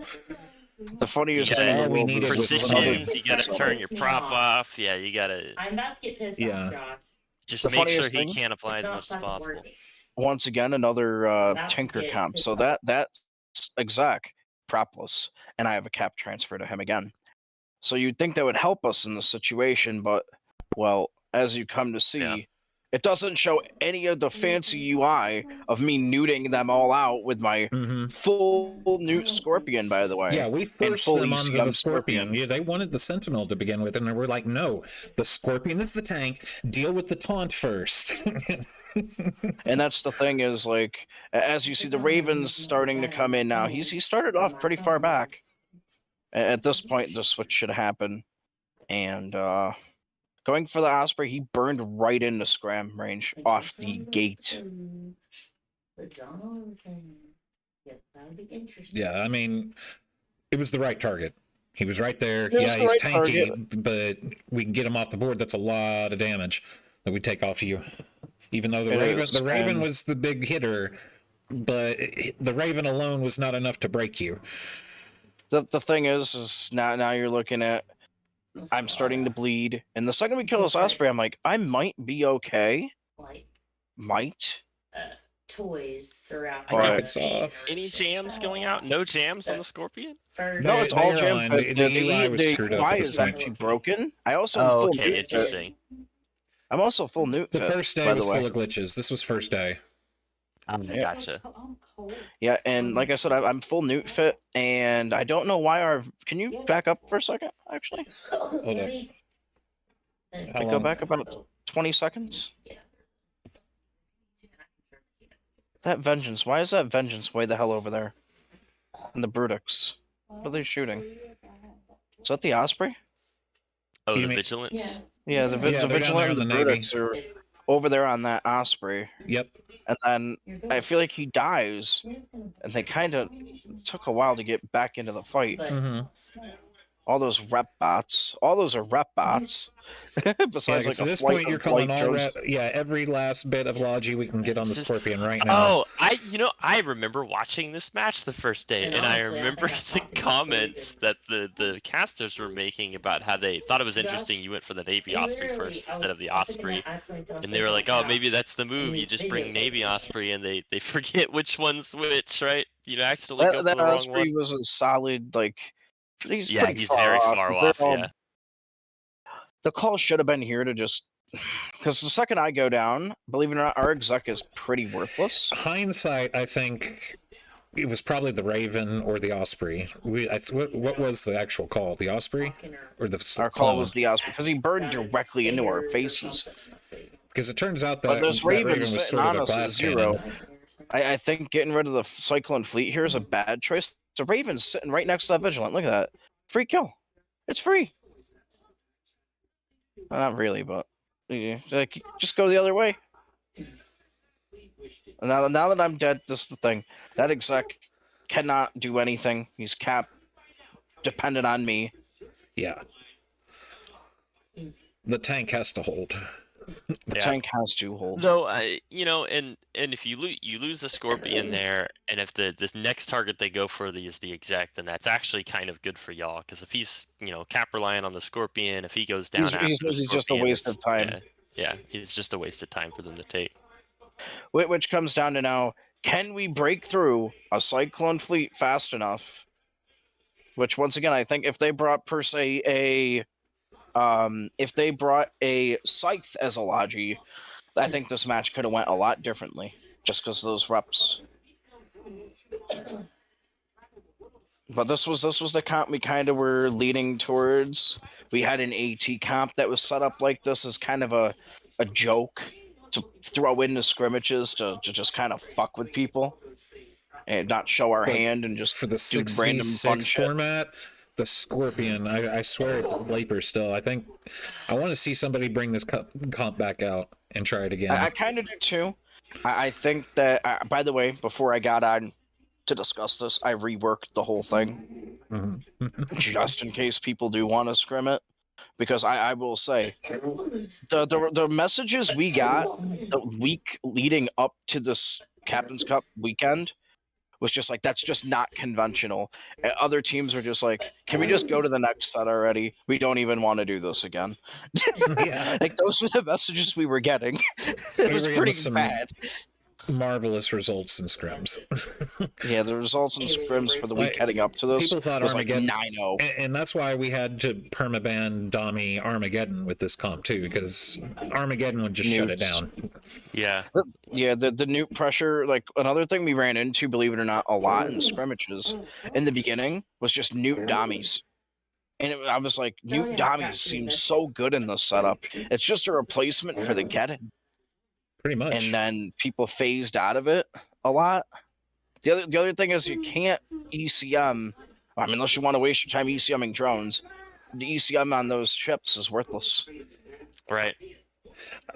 And of course, you don't have to worry about banning Sentinel. You have the Sentinel. Yep. Yeah. Sentinel didn't really actually, being a blaster comp, the Sentinel doesn't hurt a ton. We only brought it in the sense to counter. I was hoping they were going to go rapid heavy Typhoon, followed by heavy missile, everything else. But they went balls to the wall brawl, which kind of shocks me a little bit. Yeah, the Torpedo Raven was definitely the counter to that comp. Chicken hand looking Just like being 11. being able to go into that Scorpion that easily. Yeah. Let's go over the whole fact that the commenters today almost got the stream shut down. Yeah, that was pretty funny. Ithaca Hawk came out of the stream, it seemed drunk as hell. Really? I missed. Dude, must have missed the that. comments in the match, he said, I think he's the one who said, Chicken hand looking like a lemon, and people in the chat were laughing their asses off. They're like, wait, is Ithaca drunk or some shit? And his closest thing, he's like.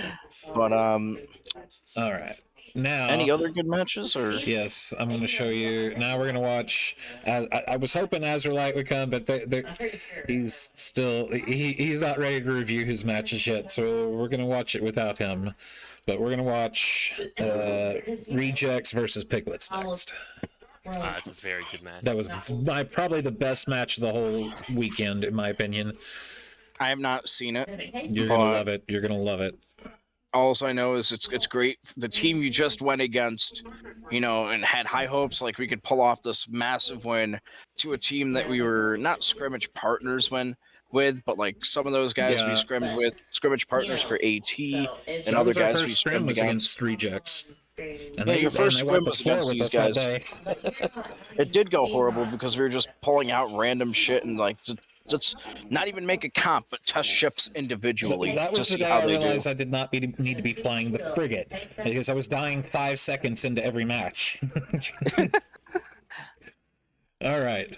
So you want to make any comments before I start? Because pretty much the same comp they took against us, Raven, Cyclone, a few different embellishments there, but same DPS score. Personally, the one interest, I mean, obviously Navy Osprey versus Orthrus. Orthrus better control, Osprey better tank. Yeah. The interesting thing I find is that I definitely feel like one of these teams, Rejects, probably actually had a Gila in that location originally. Possibly. But bands kind of screwed that.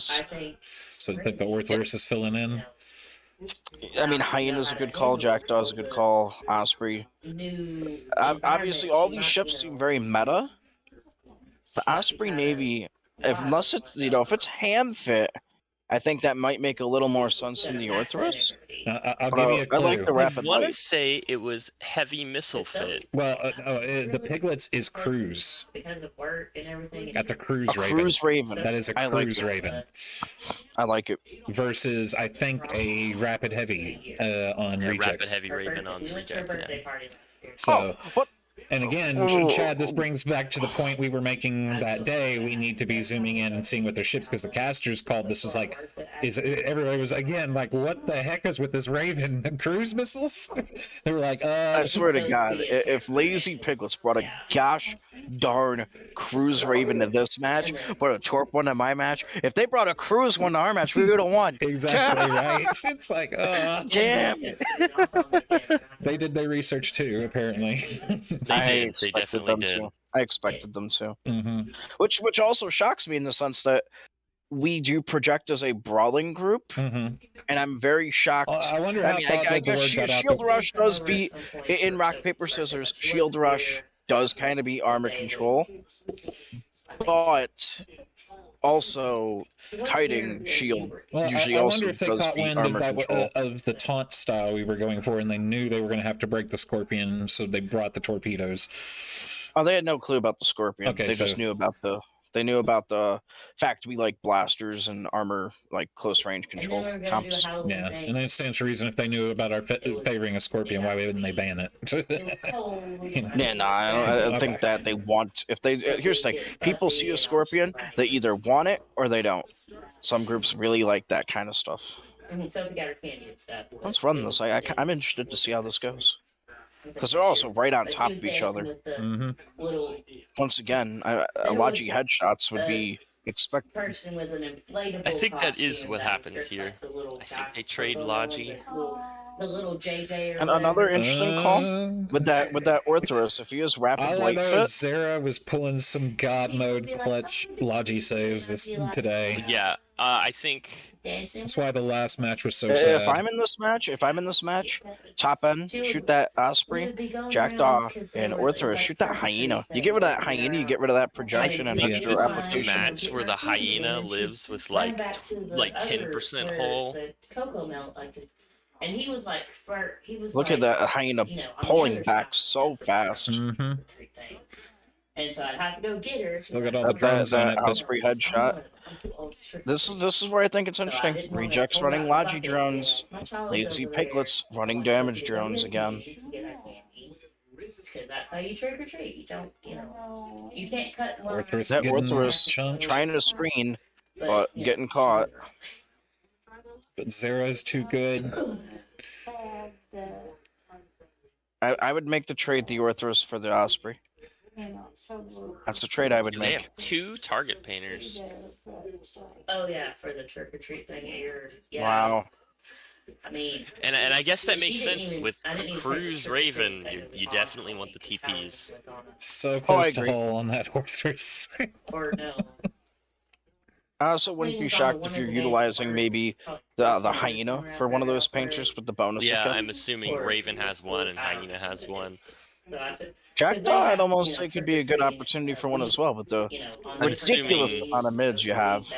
It looks like the Jackdaw probably just has full guidance disruptors. Wouldn't shock me either. That's another good play for it. That Jackdaw's eating a bag. He probably just switched to defense mode right now and praying to live. But yeah, we went to the defense mode. Be the hero. Defense mode plus Zera, the Logi god. Caught him with like less than 10% hull. And they thought it was funny that Oh, it was the Jackdaw. Yeah, it was the Jackdaw, not the Hyena. 10% hull in that Jackdaw. Yeah, that's a great move. Crazy. Too. He caught the Orthrus, then caught the Jackdaw. NFT is very known for living through hull. There was definitely a match during AT, the last AT, where Azura was in a Sentinel and lived with like 10% hull, just wreaked havoc the rest of the match. Even though that Jackdaw dies, they get a Hyena out of it, and now an Osprey maybe out of it. So like that alone makes that the Hyena kills, I think, the final straw. Believe it or not. If you notice at this point, they're splitting their DPS because they have to like make Zera make a choice. This is where things are interesting. I might ask Zero for his Osprey foot. Because He's I just will say, I he is a think he's very, very very hyper. good Logi pilot. He's very good. I know he is, and the thing that's interesting, and we were discussing it because he's in my actual tournament server. If he was in a scimitar in these matches, forget about Speaking it. of which, ping him. See if he did. He say he wanted to come on comms. He's EU. He's Oh, sleeping. okay. Yeah, that was the hard part too. Like Shadow Cartel was supposed to actually have their own team, and only 2 people actually said they were interested in doing it, and they're both in this match. Yeah. The rest of them all kind of just stopped playing it. They had a very bad last AT, in a sense that their marble actually fell off of the track when they were picking their seating. That's how bad it was. Oh wow. And they were our scrimmage partners, kind of, and they were struggling to get people sometimes. And in a sense, their theory crafting had an EU guy and an Australian dude. How do you line up theory crafting when you're halfway across the planet? Right. Yeah. So, but I mean, obviously, They're NFT, man. They're very, very good team. I will say I'm interested to see, because Shadow Cartel's AT people are mainly neurotoxin control, and they have left Shadow Cartel. Yeah. So I'm interested to see where that goes. They probably will join back for tournament purposes. They always seem to, but that's an interesting match there too, because now you're looking at Raven versus Cyclone Fleet Raven. If that was a Torp Raven, I think just it's Cruise Raven, man. Yeah, at this point, it's very rough for him. He's just got the 1 TP. I guess against the Cyclone and the other Raven, you're still able to apply at least fairly decently. If he was fit, in the sense of just kiting, he could potentially kite for 5 minutes and maybe break the Cyclone. Yeah. But I do not, see that being possible with the projection of just Ravens in general. Yeah. I think they bring Torp Raven, it's a different match though. Oh yeah, for sure. I don't necessarily think that's a win, but I think that means it's like a nail biter, Raven versus Raven maybe at the end. Yeah, and actually, it looks like that Cruise Raven has one of the guidance disruptors as well. So not quite as much tank in their mids. Exactly, and maybe Now, here's a sacrificing question: why is he a painting the tracking Cyclone computer. but shooting the Raven? That's an interesting point out Yeah, too. also interesting. Yeah. I think originally he was shooting the Cyclone. I think I he think at this switched point to the he just- Raven, he and then just resigned. hasn't switched as painter. Yeah, It's easy to armchair general. I burned out my guns. What do I know about switching? Hey, listen, you know how many times I had to hear I burnt my guns in frickin' scrimmages this Oh, year? goodness. Oh, yeah. You know how many times I burnt my prop in that worm? Holy crap! I heard that like once or twice too. I'm burnt my prop. I'm a sitting duck. I'm like, Yeah. And it was just like for me especially on Thunderdome and CC, it was like I just turned my heat on, and then there was multiple times I would go to just try and turn it off, and it just never turned off. It just didn't register the clicks. I'm very much of a. And I try to tell the guys like, hey, I would rather us not use heat and then use heat in the moments that really matter. You know what I mean? Just save it for those moments that really matter, so we don't burn guns. Like I say, heat. But I have to say now, don't burn your guns. And that's just how I FC now. It's like heat, but don't burn your guns, because you just need that damage. You need it. Yeah, the little bit of heat ain't worth losing all your damage from a ship. The only thing I heated through the entire tournament was my belief. I was just too afraid. I just had too many occasions on Thunderdome where it wasn't registering the clicks, and I was afraid if it would just go 1 or 2 cycles over, then it would have just burned out. Yep. I heated for like webs and scram and stuff like that, which isn't too big of a deal. But this match, This is Yodi versus Yodi and Rodens. Ronins. This was another really good match. I was going to play this before I play the other rejects matches. We scrimmed Ronins. And again, this was another one of those Donnie comps with a bunch of freaking drones everywhere that have like mile-long projections.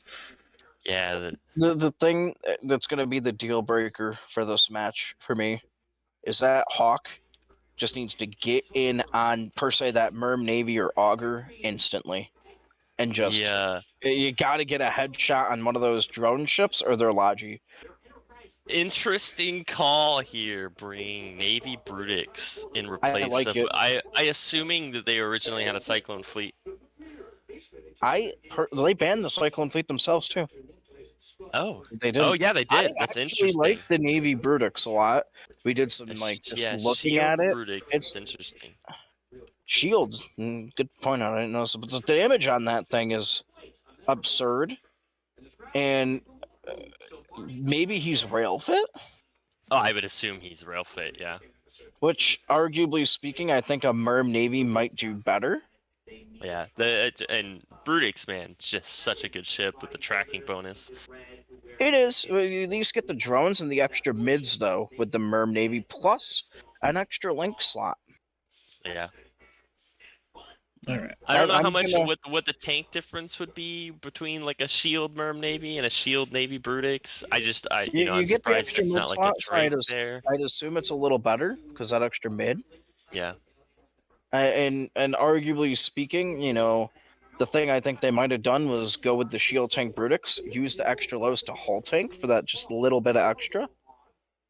Maybe because you got so many lows. That would be you'd be a Jackdaw's not moving. Why is the Jackdaw not moving? Oh god, that Sentinel headshot might be. Oh no, is he AFK? Jackdaw, what are you doing? Propless? Question mark. Damp. Propless fit. Just he's not moving at all. There are 3 damps out. He could. He is a damp propless fit. Oh, he's not propless. He just forgot how now to he's moving. start his ship. He's probably just making sure every damp landed before he did anything else. Which I find interesting that you're damping a Stratios. Those drone boats, you probably are better off damping the Augur or the Draugr.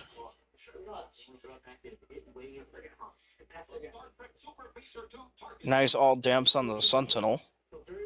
Yeah, I think that's the better call there. But it isn't really doing much. Those tracking disruptors are still on the guidance disruptors are still in the Typhoon. Yeah, Sentinel's pulled very close in the range, and just putting all of your damps on the Sentinel is still very difficult anyways. It's very fast, it's very hard to catch, it's very hard to apply to, so he can kind of sit in range and be okay. The thing that shocks me is that, in this sense, you almost would rather be in a brawl comp with that Brutix. Like, he's right on top of that Merm Navy. That Hawk's right on top of that Sentinel. To tackle that Sentinel down and... And Augur, the way the bans work is each team gets to ban 3 ships with certain limitations for each match. So yeah. And it seems like everyone's on top of each other. They don't necessarily want to... they're kind of on top of each other.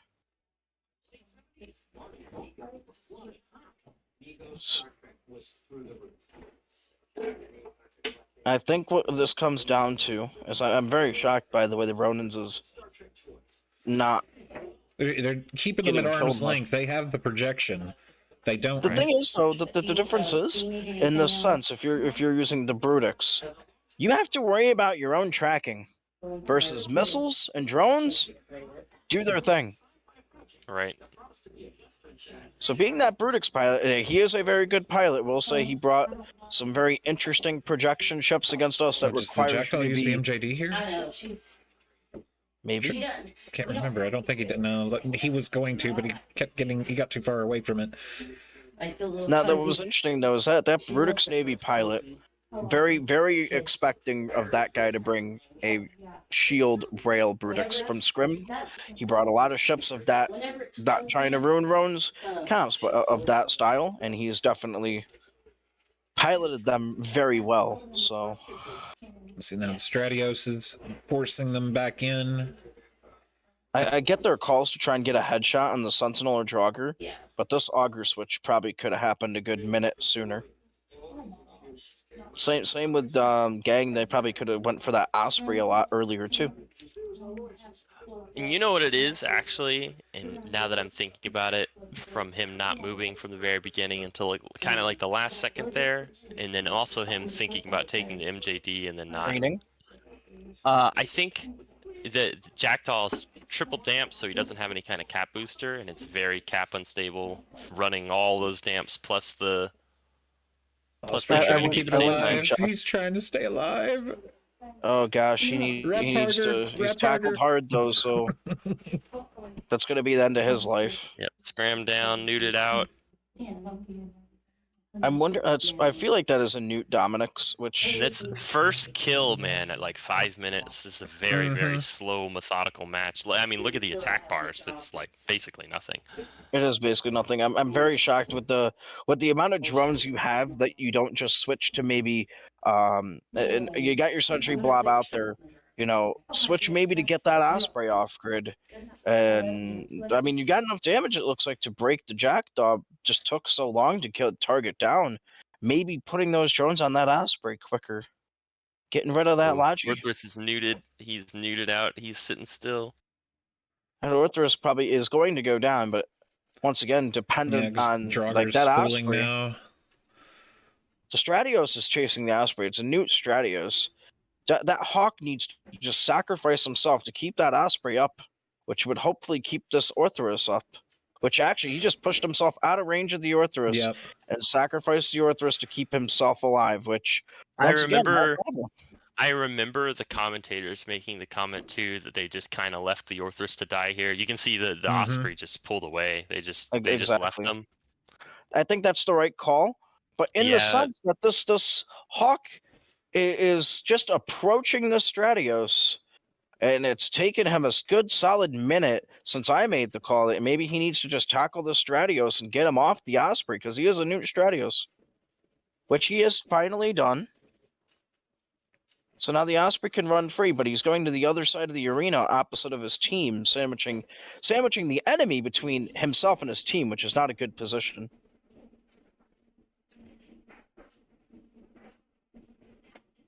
The Hawk's probably the next target. And they're still going Osprey. That Augur keeping that Sentinel Don't alive. think there's a bad call.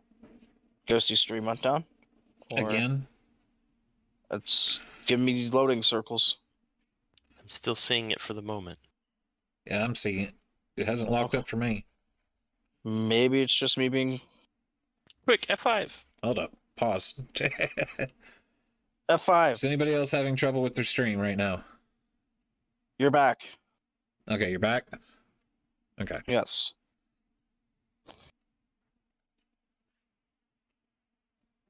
The thing is, at this point, you've lost your entire low end and small application ships and losing your Logi for nothing.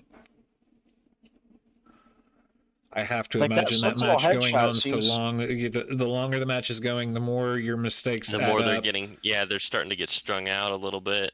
They were holding the range profile they wanted. They were applying damage better than the enemy, but Yodi this Augur's positioning is very good. He's doing a very good job at just keeping away from them. You know, I definitely think per se the fact that Gang forced, they held the center of the arena for a lot of that match and just pushed in a little bit, didn't overcommit their push-ins, didn't actually really force a corner, but just forced Ronins to make a move, which ended up one bad piloting move. They pressured him for it every time. Yeah, and I think honestly that Hawk at some point should have just grabbed a Sentinel because you had the Typhoon shooting rapid heavies into a Sentinel without tackle the whole match. I don't think that Typhoon was shooting at anybody else. And you know, the other interesting thing, he had tracking disruptors on said Brutix Navy railfit. That could have been doing a lot of work, and that's the thing. I think Ronin's made a little bit of a calling error.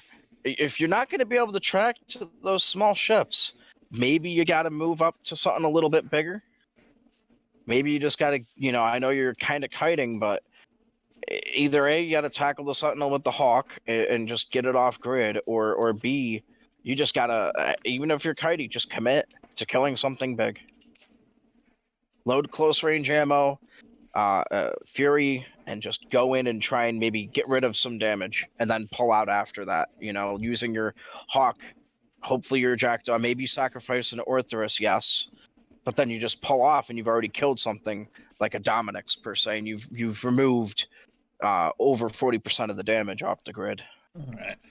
Let's take Roll off. 5 minutes, go get a drink, stretch your legs. We've been at this for about 2 hours. I've got 2 more matches I want to show. Did you have any others from the B side? The first match I thought was pretty like Okay, a we good still have start. that one to watch. We watched the second one, didn't we? So Yeah. okay, And I'm actually gonna have to hop out here. Thank you so much for coming. I appreciate it. It's been a good time. I know Art wanted to come, but you know, being a dad. Yeah, I think he's dealing with babies. I think he's watching, but he said hi a few times.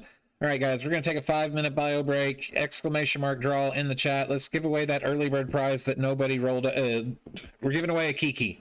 It's exclamation mark draw. Let's give away a Kiki. Let me use the restroom, get another drink, and then we'll watch a few more videos.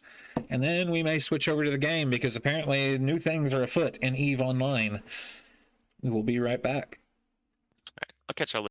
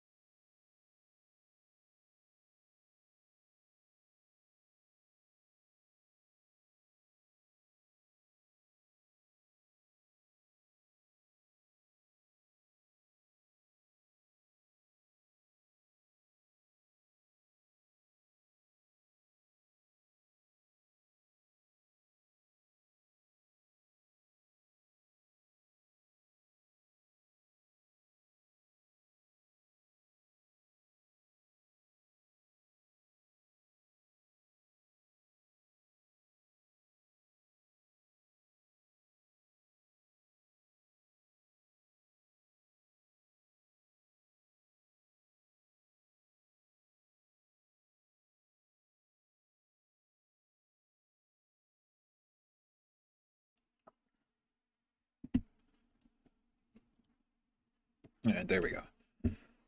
Back at the desk. Have you guys been enjoying it so far? Has anybody got any questions about what I know? We kind of just explaining it all like everybody's supposed to know what's going on. But I remember when I first started streaming, Chad would come in there and show me these AT clips, and the bug has really bit me. I look forward to the Anger Games that's going to be coming up in a few months, and then knock on wood, I may even get to try out for the AT next year or this year, later, whenever it happens again. I mean, the goal of this tournament was get you prepared. You know, you're sticking to it, so you keep doing it. Definitely, you're going to be on our AT roster. It's a 40-man roster. And again, thank you to, I don't know if you ever hear this or see this, but Genton, thank you for going through the headache of putting this tournament together. I know it was not easy, you know. I definitely feel so bad for him. And they're doing it for free, basically. 12 you know, teams. 12 teams backed out in a week and a half. That is my only complaint about this tournament. So many people dropped out. Did it really need to be a single elimination feeder the first day? Because I wish we could have, you know, not saying we could have made it into the next bracket. But I reached out to him personally, right? Because me and him were just discussing the tournament thing. And I voiced my concern about a single elim, and his response was, with either that or something worse. It was 56 teams. It was either day one is extremely harsh and we just cut the teams down. I can't extend the tournament, and I don't think it's fair to anyone to have to extend to add more weekends and more stuff. And his words were, it's either a rough feeders or a extremely rough tournament. Yeah. And he said, I'd rather the tournament be not friendly, but, you know, kind of standard. and just have a rough feeders. Do you and he think offered to refund Plex. Do you think the slow rollout of Thunderdome access contributed to so many people backing out? Yes. I would say probably over half the teams, yes. I think the other part was, and I'm not going to call any teams out directly, but I was attempting to get scrimmages, and a lot of teams said, you're not going to back out, right? We're worried you're going to back out. People have backed out on our scrimmages all the time. And 3 of the teams that I was trying to set scrimmages up with actually backed out of the tournament. And I think they left due to the fact that teams just ditched out on scrimmages. So they couldn't even get practice matches. So yeah, they got no like I know one of the teams only had 1 match of practice and they backed out. We were gonna scrim them, but they said they didn't have enough people at that hour, and they just backed out after that because they only got 1 practice in. Which, well, I understand, but at the same point, like. And were these newer groups, like new groups trying to get into the tournament scene, or established groups that just had trouble catching people in the off season? I'm gonna go with a mix. I will say, believe it or not, I like the idea. The premise was for this to be a tournament for newer groups to get into tournament scene. And like I said, not a call out of Jintan, but when you're a new group who's just trying to get into the tournament scene, having a brutal feeders as such kind of sucks. And I will say, learning does come from losing. Yes. So I hope that the teams that did get eliminated, I'm not salty about it. Yeah, a few of the guys on my roster are a little salty. That's salty fine. at themselves, mostly. They'll get over it. They'll get over it. If they don't get over it, I'm going to kick them in the butt and make them get over it. The thing is, you take losses and you learn, and it makes you better. And any team that did lose, I hope doesn't just say, tournaments are stupid. These teams are better than us. Yeah, they are. Exactly, Lord Get Callis. good by practicing. All right. Anybody else for Kikimura? We got 8 people and 22 watching. I'm going to give you 10 more seconds. 9. Yep, that sum up Eve a lot. And that's a good call out. I agree with the adding a filament for a tournament location or something. There's a tournament beacon. They should just drop a actual tournament arena versus you having to set your own arenas up 24/7. Oh god, that would make it so much easier. Quality. And I also wish we didn't have to use special commands just to spawn our freaking ships on the test server. Why can't they populate the market? You don't have to? You could make the fitting and create it instantly. Okay, I guess I just failed to master that. I was struggling just to get skins for my ship. Oh yeah, you have to give item and drag a skin. Yeah. Congratulations, Arga. You just won a Kikimura. If you don't know what that is, it's a really cool ship. Do me a favor, ! IGN in the chat. Let me know who to give it to. And I'll get that to you here shortly when I turn on the game. I've currently got the game turned off. I will say, Jintan did announce today that he plans to do this tournament again next year. I hope so. I want to do it again. It was a good learning experience. I think the 6v6 is more inviting to smaller groups, and it's the fact that the whole freaking tournament takes place on Thunderdome as opposed to AT, which is on the live server where your skills and your wallet come into play, as opposed to. I agree. I will say though, I do think that AT. Yes, it's you have to have your 10 plus people, so the amount of people does tend to matter. I will say the 6v6 tournament setting is a little bit of a easier place to theory craft. It's an easier place to theory craft, but I do think that those teams that are just that level dominate even harder. And like I said, with the brutal feeders that you do have, some teams I just hope that they don't feel that they just suck and should never do it again. Because guess what? Our first time doing a tournament was better than anyone could have expected. And, maybe it's just not your setting. Maybe it's just not your time. Learn from your mistakes. The only way to get better is doing it again. All right. So this next match is going to be the second match that Rejects had, the Azerlites team, against Tempest. Tempest, I'm not sure, who are these guys? Scalsa. Huh? These are actually our neighbors in the war zone. Oh, really? Calmill. So a lot of the guys, once you start this match, you will see 3C, or 3 Brandas in this match. There should be in this match, as well as maybe a few other people that we know from the war zone. As you can see, is 3C actually in this match? Is there 3 Brand? I'm saying 3C. 3 Brand is not in this match. Might not have been available. I already know the results to this. But I will say, it does seem very this time they brought the Dami comp. So this time I think all the Templates bringing in armor comp with a bunch of mids. They're probably playing Don't Touch This with the mids, and I don't think that's great up against a drone comp. But I will say, you kite with your drones usually, and when you have all this projection, I'm sure maybe you damp their damps. Yes. 3C gets to play. And hello, Rocade. How you doing?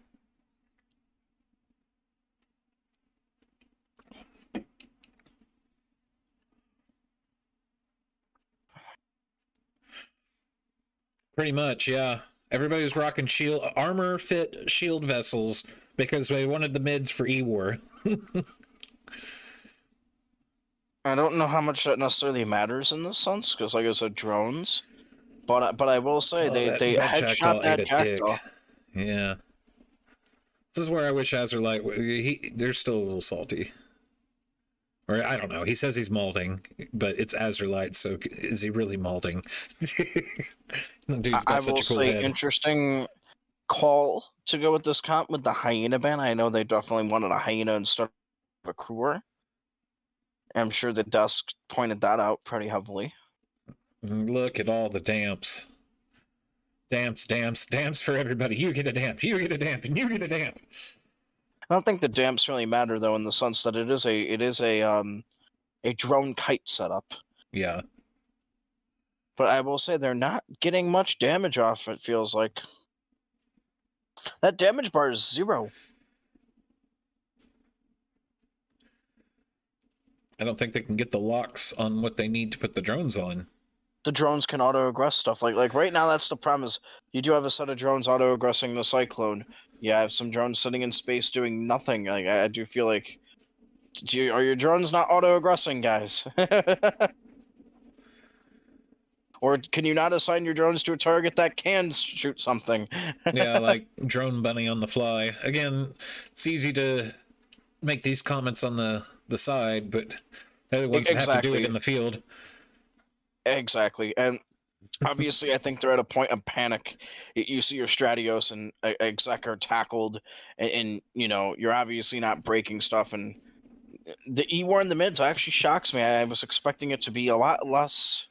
Dude, no joke about the brain damage drones. We were watching my clip, and I swear I was trying to kill a Drake Navy, and my drones retasked to another ship just as the damn thing dipped in the hole. And that combined with me burning out my guns. Fix drones a lot. Yeah, I agree, and I think drones just in general. They gotta fix them. I don't like the micro warp drive thing where the drones are faster than the ship, but your drones just stop and then start and stop and start. I just don't like that mechanic. And either. It's much worse on Thunderdome than TQ. That's what people have been saying. Like the server ticks don't behave correctly, so they're afraid to overheat their micro warp drives because they're going to burn the damn thing out. Okay, this was a little bit more of a sweep than I remember. Like I said, I'm interested to pick his brain and figure out what went wrong. Like what happened to the Jackdaw? It was so quick, I missed it.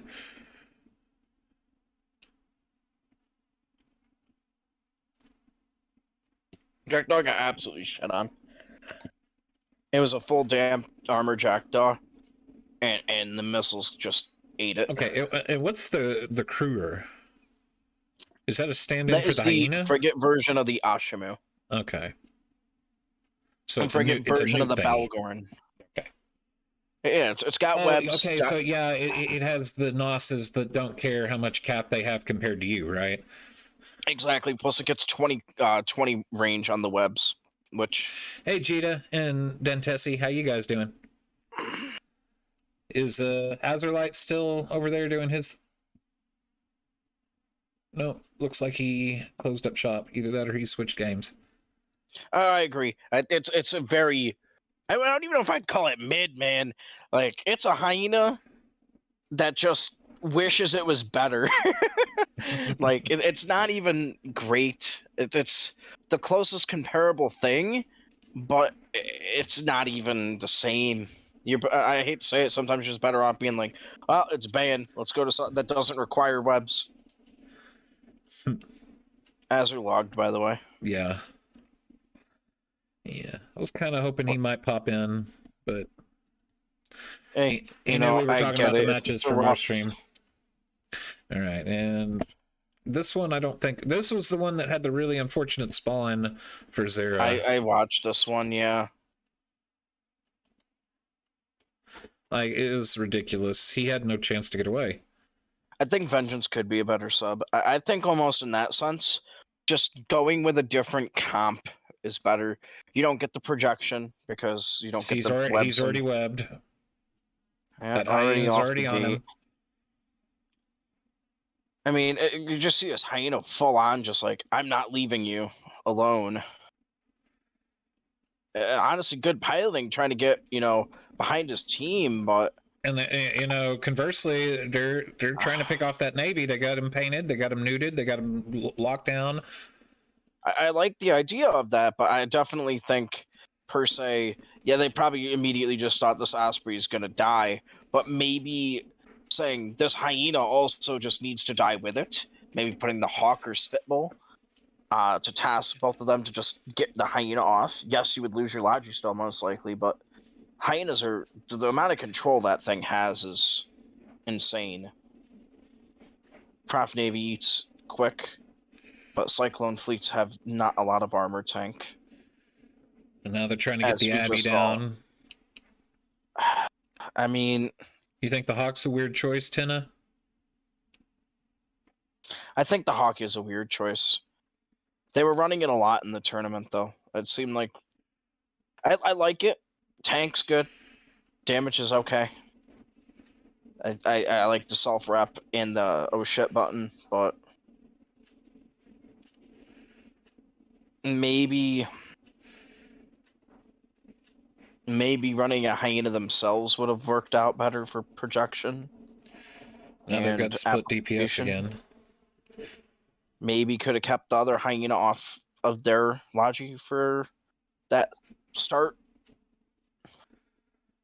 I will say, like, I know the outcome of this, but if they were able to kill this Abaddon per se, it looks like their drones are all on the auger. I wonder if that was intentional. I think they were trying to get a push off, make the auger leave, but the auger, being the smart pilot that he is, realizes I need to just keep this Abba up. If he dies, there's no DPS left. Well, you saw how my drones switched to the Logi also. I'm wondering if their drones auto-switched to the Logi and they just didn't catch it. The other thing I think, like, if they did make a switch for that Hawk for a hyena, A, they could have screened the other hyena off easier, maybe get a kill out of it, and B, they could switch over to this auger and ignore the Abba. I think they tunnel visioned so hard and just said, guys, we got to break this Abaddon. We're breaking him, but it's just so slow that it doesn't matter.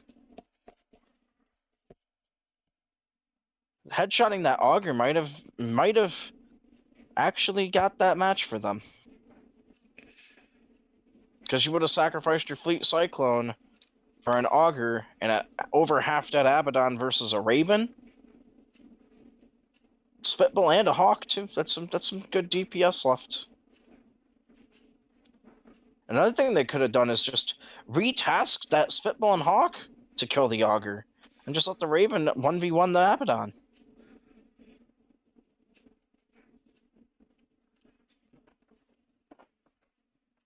Obviously, ads just started playing. Yeah. Sorry, we have a legitimate dodged Kappa. Any professional shills out there? We do need some more gift subs for that skin giveaway, the rattlesnake skin. Yeah, I agree. Like if you got a Og saw a lot of use. There were several teams using Og. They're really potent, but their weakness is their cap stability. Yeah, the Og's cap stability is problematic. But at the same point, it seems like a lot of teams are favoring it just for that real extra rep power that it gives. Out of curiosity, were we using an Og or an X in the Scorpion? X. I pondered it all night and realized we would have won with an Og, but yeah, because the Og has just as many utility mids, doesn't it? Or is it shorter? One less utility mid and one less low slot. That's a rough call. That's a real rough call. Spoons prefers the exec, more tank on it. So if they went for a Logi headshot, we're better off. But if they go for me headshot, the X was fine. There were other issues in that match. It wasn't the choice in Logi ship. No, going back to it, we would have killed the Osprey Navy, and I would have lived. T1 Logi cruisers were the requirement. Yep. So you can do the layout for the tournament was T1 battleship, Navy battle cruiser or T1 battleship, pirate cruiser, Navy cruiser or disruption cruiser, or and then you get a T1 Logi, any destroyer, and any frigate besides bombers and interceptors or T1 or factional. Ooh, excuse me. Okay, you said match I agree. One. It comes down to what your Logi pilot feels more comfortable in. It's a call that comes from that, and I will say I do think Ospreys and Augurs, as long as you don't get headshot, really do keep people up to a point that it's, Slice and execs are easier to pilot. Augurs and Ospreys are just more for the team. It's just a matter of what are going to be able to do best. What do you got here for me? All right, I think this is the last one we're going to review tonight. This is the first one of the B reel that you suggested. We watched the second one, the one towards the end. This was the one we skipped. I want you to give me what you thinking so far. All right. Well, my experience is that Raven's going to hit like a freaking Mack truck, because all of them seem to do. You got Cyclone and Gila, so heavy missile. Jackdaw, Hyena for the webs, Osprey for the reps, so shield fit all around. You got the Abaddon, that's an armor fleet with the Augur. I still haven't quite figured out what the Abaddon, it doesn't do the most damage, but it's not it's got a really good tank and really good damage, like that sweet middle spot. The projection is a lot of the reasons people pick it. Yeah. But same with the Navy prof, just projection. I don't know if this is a rail exec Navy, but if it is, they're going with kind of a projection setup with a Vengeance tackle. Yeah, with the turkey and the exec. And if not, if it is a brawl setup, that's a lot of damage with a fair amount, with a pretty big tank, as you can see by that that bar of defense right there. The Abaddon's really good at baiting people in. Like, you think you can break it, but it will hold through a ridiculous amount of punishment. But I don't know if you were there, but we went with something like that in our first scrimmage. You weren't there for this one. And we went with, holy shit, no one's going to shoot this Abaddon. Let's polarize it. So we polarized the Abaddon, and we went against the blue team, actually, in that scrimmage. They brought a fucking Torp Raven and headshot the hell out of me. Tennis says the Gila's pretty much pick or ban. Pretty close. Yeah, you've got other pick or ban ships like the Armageddon and the Dami that you really have to worry about. It's like, seriously, how far You want to start listing all the ships that just will screw your day over. Yeah, I agree with. I personally think the Geddon is kind of if it doesn't get banned, you probably should at least debate fielding it. I said, I think almost every match, actually, that the Geddon was open, that one of the teams brought it, just because of the power it brings. Okay, what is the Vengeance specific? Assault frigate tackle. So basically, like a Jaguar. It's an armored Jaguar. Yeah. Okay, and then the Hyena is the E-board frigate with the webs. Yep. Okay. Because it looks like both of them want to shoot at mid to long range, preferably. It depends on what kind of missiles are loaded here. I would guess probably heavy missiles. Guess, yeah, they did a warp at around 50. Yeah. So they're probably rocking heavies plus. It's a Raven, honestly. I don't even bother playing the game of what missiles are on it right now. Because it could be torps that shoot out to 70, it could be rapid heavies that shoot out to 70, or it could be cruises that just hit the arena. Like, assuming blue doesn't have missile disruption on their profile, I'm favoring red here. That's what I feel. I think red wins this. I favor red in the sense of. I will say I did see a lot of teams winning with the blues comp against one of those comps in red. I think there's a chance for a win. I think it comes down to just getting good target calling and making sure you apply. And the thing that's insane, you pointed out, that blue control bar is next to nothing. Yeah, I think their hope is to tackle something with the Vengeance, keeping it alive and project. The Draugr I'm wondering what red's doing with that. Obviously the Hyena's giving that little extra control. I think there is zero control. I think paints and webs are what you're going to see out of red, because that's all they really need. They need paints, and they need to slow you down long enough for the Raven to apply. That Raven is just going to mow through people as long as if it gets the shots at once, that Raven is going to just pop heads. And I'm interested to see. I see maybe the Jackdaw or Raven themselves have a paint or two, or maybe a weapon disruptor of some sort. I do think though that red is in a slightly better position, but I think if red makes an error, blue can punish hard. All right, let's check this out.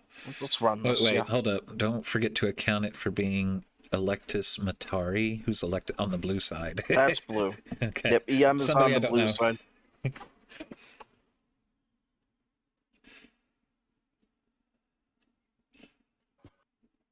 I do wish for better camera angles.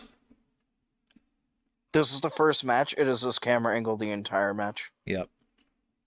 They literally just put one dude on the B stream just looking at the arena like this until they could get more people on.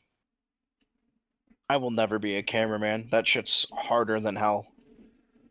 Right, control going out. There's the paints on the auger. Looks like they're going to try to headshot the Logi. Yep, that's a smart move. Blue is opting for the Jackdaw, it seems. It looks like Osprey seems to think the Jackdaw is going to die first. I don't like that call, personally. I think the Hyena's the call, and It does seem like they've switched to Hyena, yeah. I don't think that's also the right call, personally, either.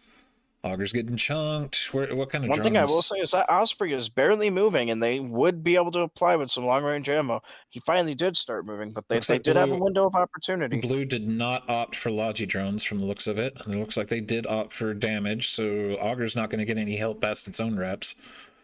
That Hyena is not dying. Indeed. I will say, though, that Blue does have the Vengeance and Draugr going in to clear all of those damage drones. They got disruption damps on the Abaddon. Abaddon's not going to be able to apply here. Here's the interesting thing, though. I don't know how RC is going to tank very well, but I will say those drones just got cleared almost entirely off of that. It doesn't matter. He's already in hull. He's going down. He's going down. They cleared all the drones. It's just a matter of can they pull range from those missiles. There's looks like an absolute drone ball on that Hyena. Alive. Oh, that Draugr's getting some good reps here. Arceus looks like might pull back as long as it's not a cruise fit where is Raven. This is the auger, right? Right here out that by is the auger. itself? Okay. That is the auger. Pulled out of missile range, as long as it's not a Torp Raven, that auger will be able to pull back. The risk of going back in to save that vengeance, I would prefer you stabilize a little bit more first. Well, he's got the That ADC. Osprey is going to go down, though. I'm about to say, he should have the ADC to keep himself alive for a minute. Yeah, exactly. I think Auger's reloaded. Auger's coming in to get some fall-offs reps in on that vengeance, but it might be a sacrifice. So they traded move. Logi for the vengeance. Yeah, I think if you are that auger, you need to just pull away until something else starts getting hit up really hard. Because you are now putting yourself in that missile range. Mm-hmm. They finished the job. It was sad because it looked And like he got a reload they on have his... Gilla hard tackled, though. So you do lose your tackle, but you are about to kill the Gilla off. That Draugr needs to pull out of this fight as much as possible. That Draugr exec it looks to be Blaster's fucking train. Choo-choo. This Gilla is going to go down the same time as that exec is. It looks to be an exact cruiser trade. Hey, Ganja. Exact cruiser trade. Look at that. Now, but here's the thing. They have a Hyena and Jackdaw versus just a Draugr in the lows. That exec Navy is staying alive just that little bit longer. The Abaddon is just being made worthless. He can't shoot. He can't apply. I will say, I would have liked to seen that exec get a little bit more started, but it looks like a Draugr Hyena. They're about to brawl it down, winner take all, and that Draugr is not going to see the better end of that. It looks like. What do you think has the tracking disruption on it? Cyclone or Jackdaw. The Jackdaw. Okay. Yes. Extra mid to use, pretty much, and you can't get damped out.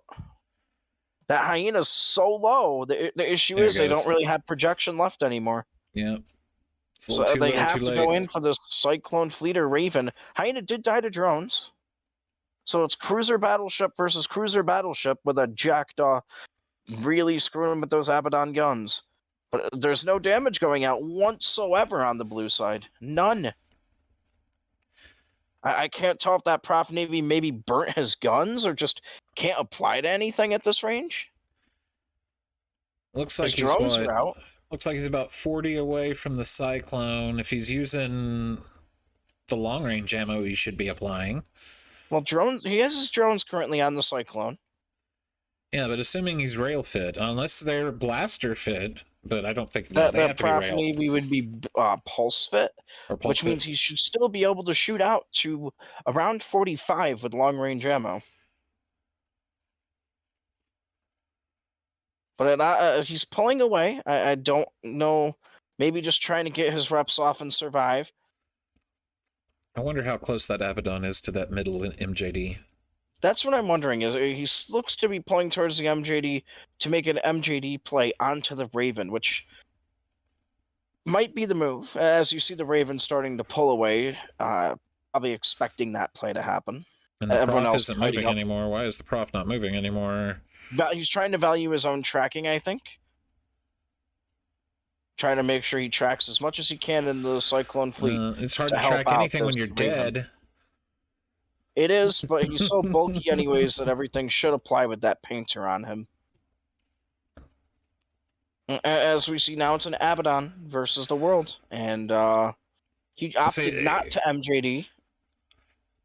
He opted to just approach and try to do damage. And this reinforces my thoughts about the Abaddon. If you see an Abaddon, just ignore it. Because it's going to be too hard to kill, but it's not going to be so overwhelming that you can't work through it. Get everything else off grid. Worry about it last. You're going to spend way too much time trying to kill the damn thing, and you're not removing enough DPS from the field to make it worth the time. And as you see, one tracking enhancer really can screw that ship up. Exactly. You know, you could screw its range. It's got good range. It's got fairly good projection. You know, you could make that range not blaster range, but projectile range. You could make its tracking pretty worthless against medium-sized and small ships with just one tracking disruptor. And as you see, I think that was a really good play by a lot of the EM pilots, Arcia from the CSM, really getting that auger to stay alive as much as possible. Mm-hmm. Dove in to save that vengeance. That call was a little worrisome in the sense I get it. Your vengeance is your tackle; it must survive. You know, as I said, you either need to go in a little quicker and risk dying yourself, or go in later to save yourself and just sacrifice your vengeance. And it was kind of in the middle, you know, where you're thinking about that call. Do I got to get one more rep off before I come in? And it's just a little too late, and you go down too because of it. But you know, all around staying alive, Blue stayed alive a lot longer than they probably should have. Really good match. Really good match. I'm glad my prediction was true. I said I told you, I watched. You're like, Chad, send me the B stream, right? And I pull up the B stream and I see that's the first match, and I'm like, that's an interesting first match. And the first 2 minutes of the match, I was like, well, there's already one good match to fucking post. Those of y'all who are watching the B stream or on Azers, do you have any, before we call it a night on this, were there any others? We just looked at 2 from this. Have no idea. Is there anyone who wants scrimmages? Yeah, if anybody needs scrimmages over the next couple of weeks, you know, holler at Chad Flame. We'll see how much of the team is still one. Heck, we could just be bodies if you want to throw together like a. Are you kidding me? I'll just ask Azer and them if they want to make. I'm totally down for more scrimmages. I'm totally down, especially if it's on Thunderdome, because we'll keep our Thunderdome access for the duration, right? Until the end of the tournament, yeah. Okay, cool. Yeah. They just asked that no scrimming occur during actual matches. Yeah. And also, there's potential for show matches again from teams that have been eliminated during the weekend of the actual event. Sign me up. I'll do another show match. I said, I'm done. Okay, I want to rewrite, since we have some new people that didn't see it. This was the match that I was in where I burned out my freaking guns. I said, the wrong ammo type off the bat, that was forgivable. I could have switched to precision scripts at some point, but ultimately I would have had to go back to range scripts, so it didn't really matter. And yeah, don't burn out your freaking guns, guys. You know, actually, I wish I could play the comms, but I don't know if Kurgan and all of them would be comfortable. I don't know. Yeah, I would just avoid doing it in the sense of like, I don't think it makes a huge difference, you know, in how all you're going to hear us. You'll hear us having the thought process of switching from going after the Scythe second to going after the Drake second. We made an on the fly call. Like I said, I don't think it's something that makes a massive impact to what you see. I'll be honest, even if I hadn't burnt out my guns, I cannot say with certainty that the Drake would have died, but it definitely might have died. The second I burned my guns out, it wasn't going to die. And I knew I was fucked. I'm gonna look at something interesting quickly. With that being said, I'm going to check one thing before you shut this down. I think there might be something you would be interested in watching. Okay, so I'm putting my damps on the side to force it into close range in order to be a Logi. But was there, like, I think when I MJD'd away and had to reacquire, I just went ahead and went on the Drake. Was there any point that I should have just not worried about the side and put it on something else? I think Cyprus was saying something to that effect, that maybe we should have retasked it. No. He mentioned that when we were shooting the Abaddon, right? Your damps were no longer on the scythe, and then you waited to reapply them until the Abaddon was in like half structure and like barely catching reps, which is great because, like I said, you make the scythe feel like he's comfortable. Okay, if I'm being perfectly honest, that was a result of a mistake. So here the call was to burn towards your favor, though, right? It works in my favor, but it also cost me some precious time on the Abaddon. Again, the call was to burn towards this MJD beacon. I decided to go prop on. I meant to only do it for one cycle, but because I'm freaking out, I left it running the whole damn time. And I just burn away like a bat out of hell. which, I mean, it makes sure that I'm not getting focused, but I lose my lock here, which, again, the drones stay on him, and again, I'm down a drone. I could have launched a drone there, but I lose my missile damage, which is a decent chunk of my damage. Yeah. I mean, the strength of the Gila is that as long as you get that initial lock and get your drones tasked, then all the E-War in the world can't stop your drones. But Yeah. I do need the missiles. And at that point, I really should have switched to Fury because I had the time. If I had the presence of mind, I would have done it. And then now I'm retasking back to my target. I'm putting my damps on the side. And that's where the Abbey starts to really suffer. Because I think the Scythe thought it could get a little bit further back, and then I get back on it, and it's like, oh crap, oh crap. But again, this is us falling into the Abaddon trap. It took us so long to kill the damn thing. And it's not that we weren't killing it, but look at our health bars at this point. Chad is bleeding out just as bad. We've already lost 2 ships to get down their battleship, which was not the core of their DPS. I mean, it was a good chunk of their DPS, but they still had the Gila, they still had the Drake. I'm not sure how much the Bifrost was actually doing, but the Worm, that Worm is not a small amount of damage. Those Abaddons take so long. They're good targets, but they're good at baiting you in. They stay in holes so long.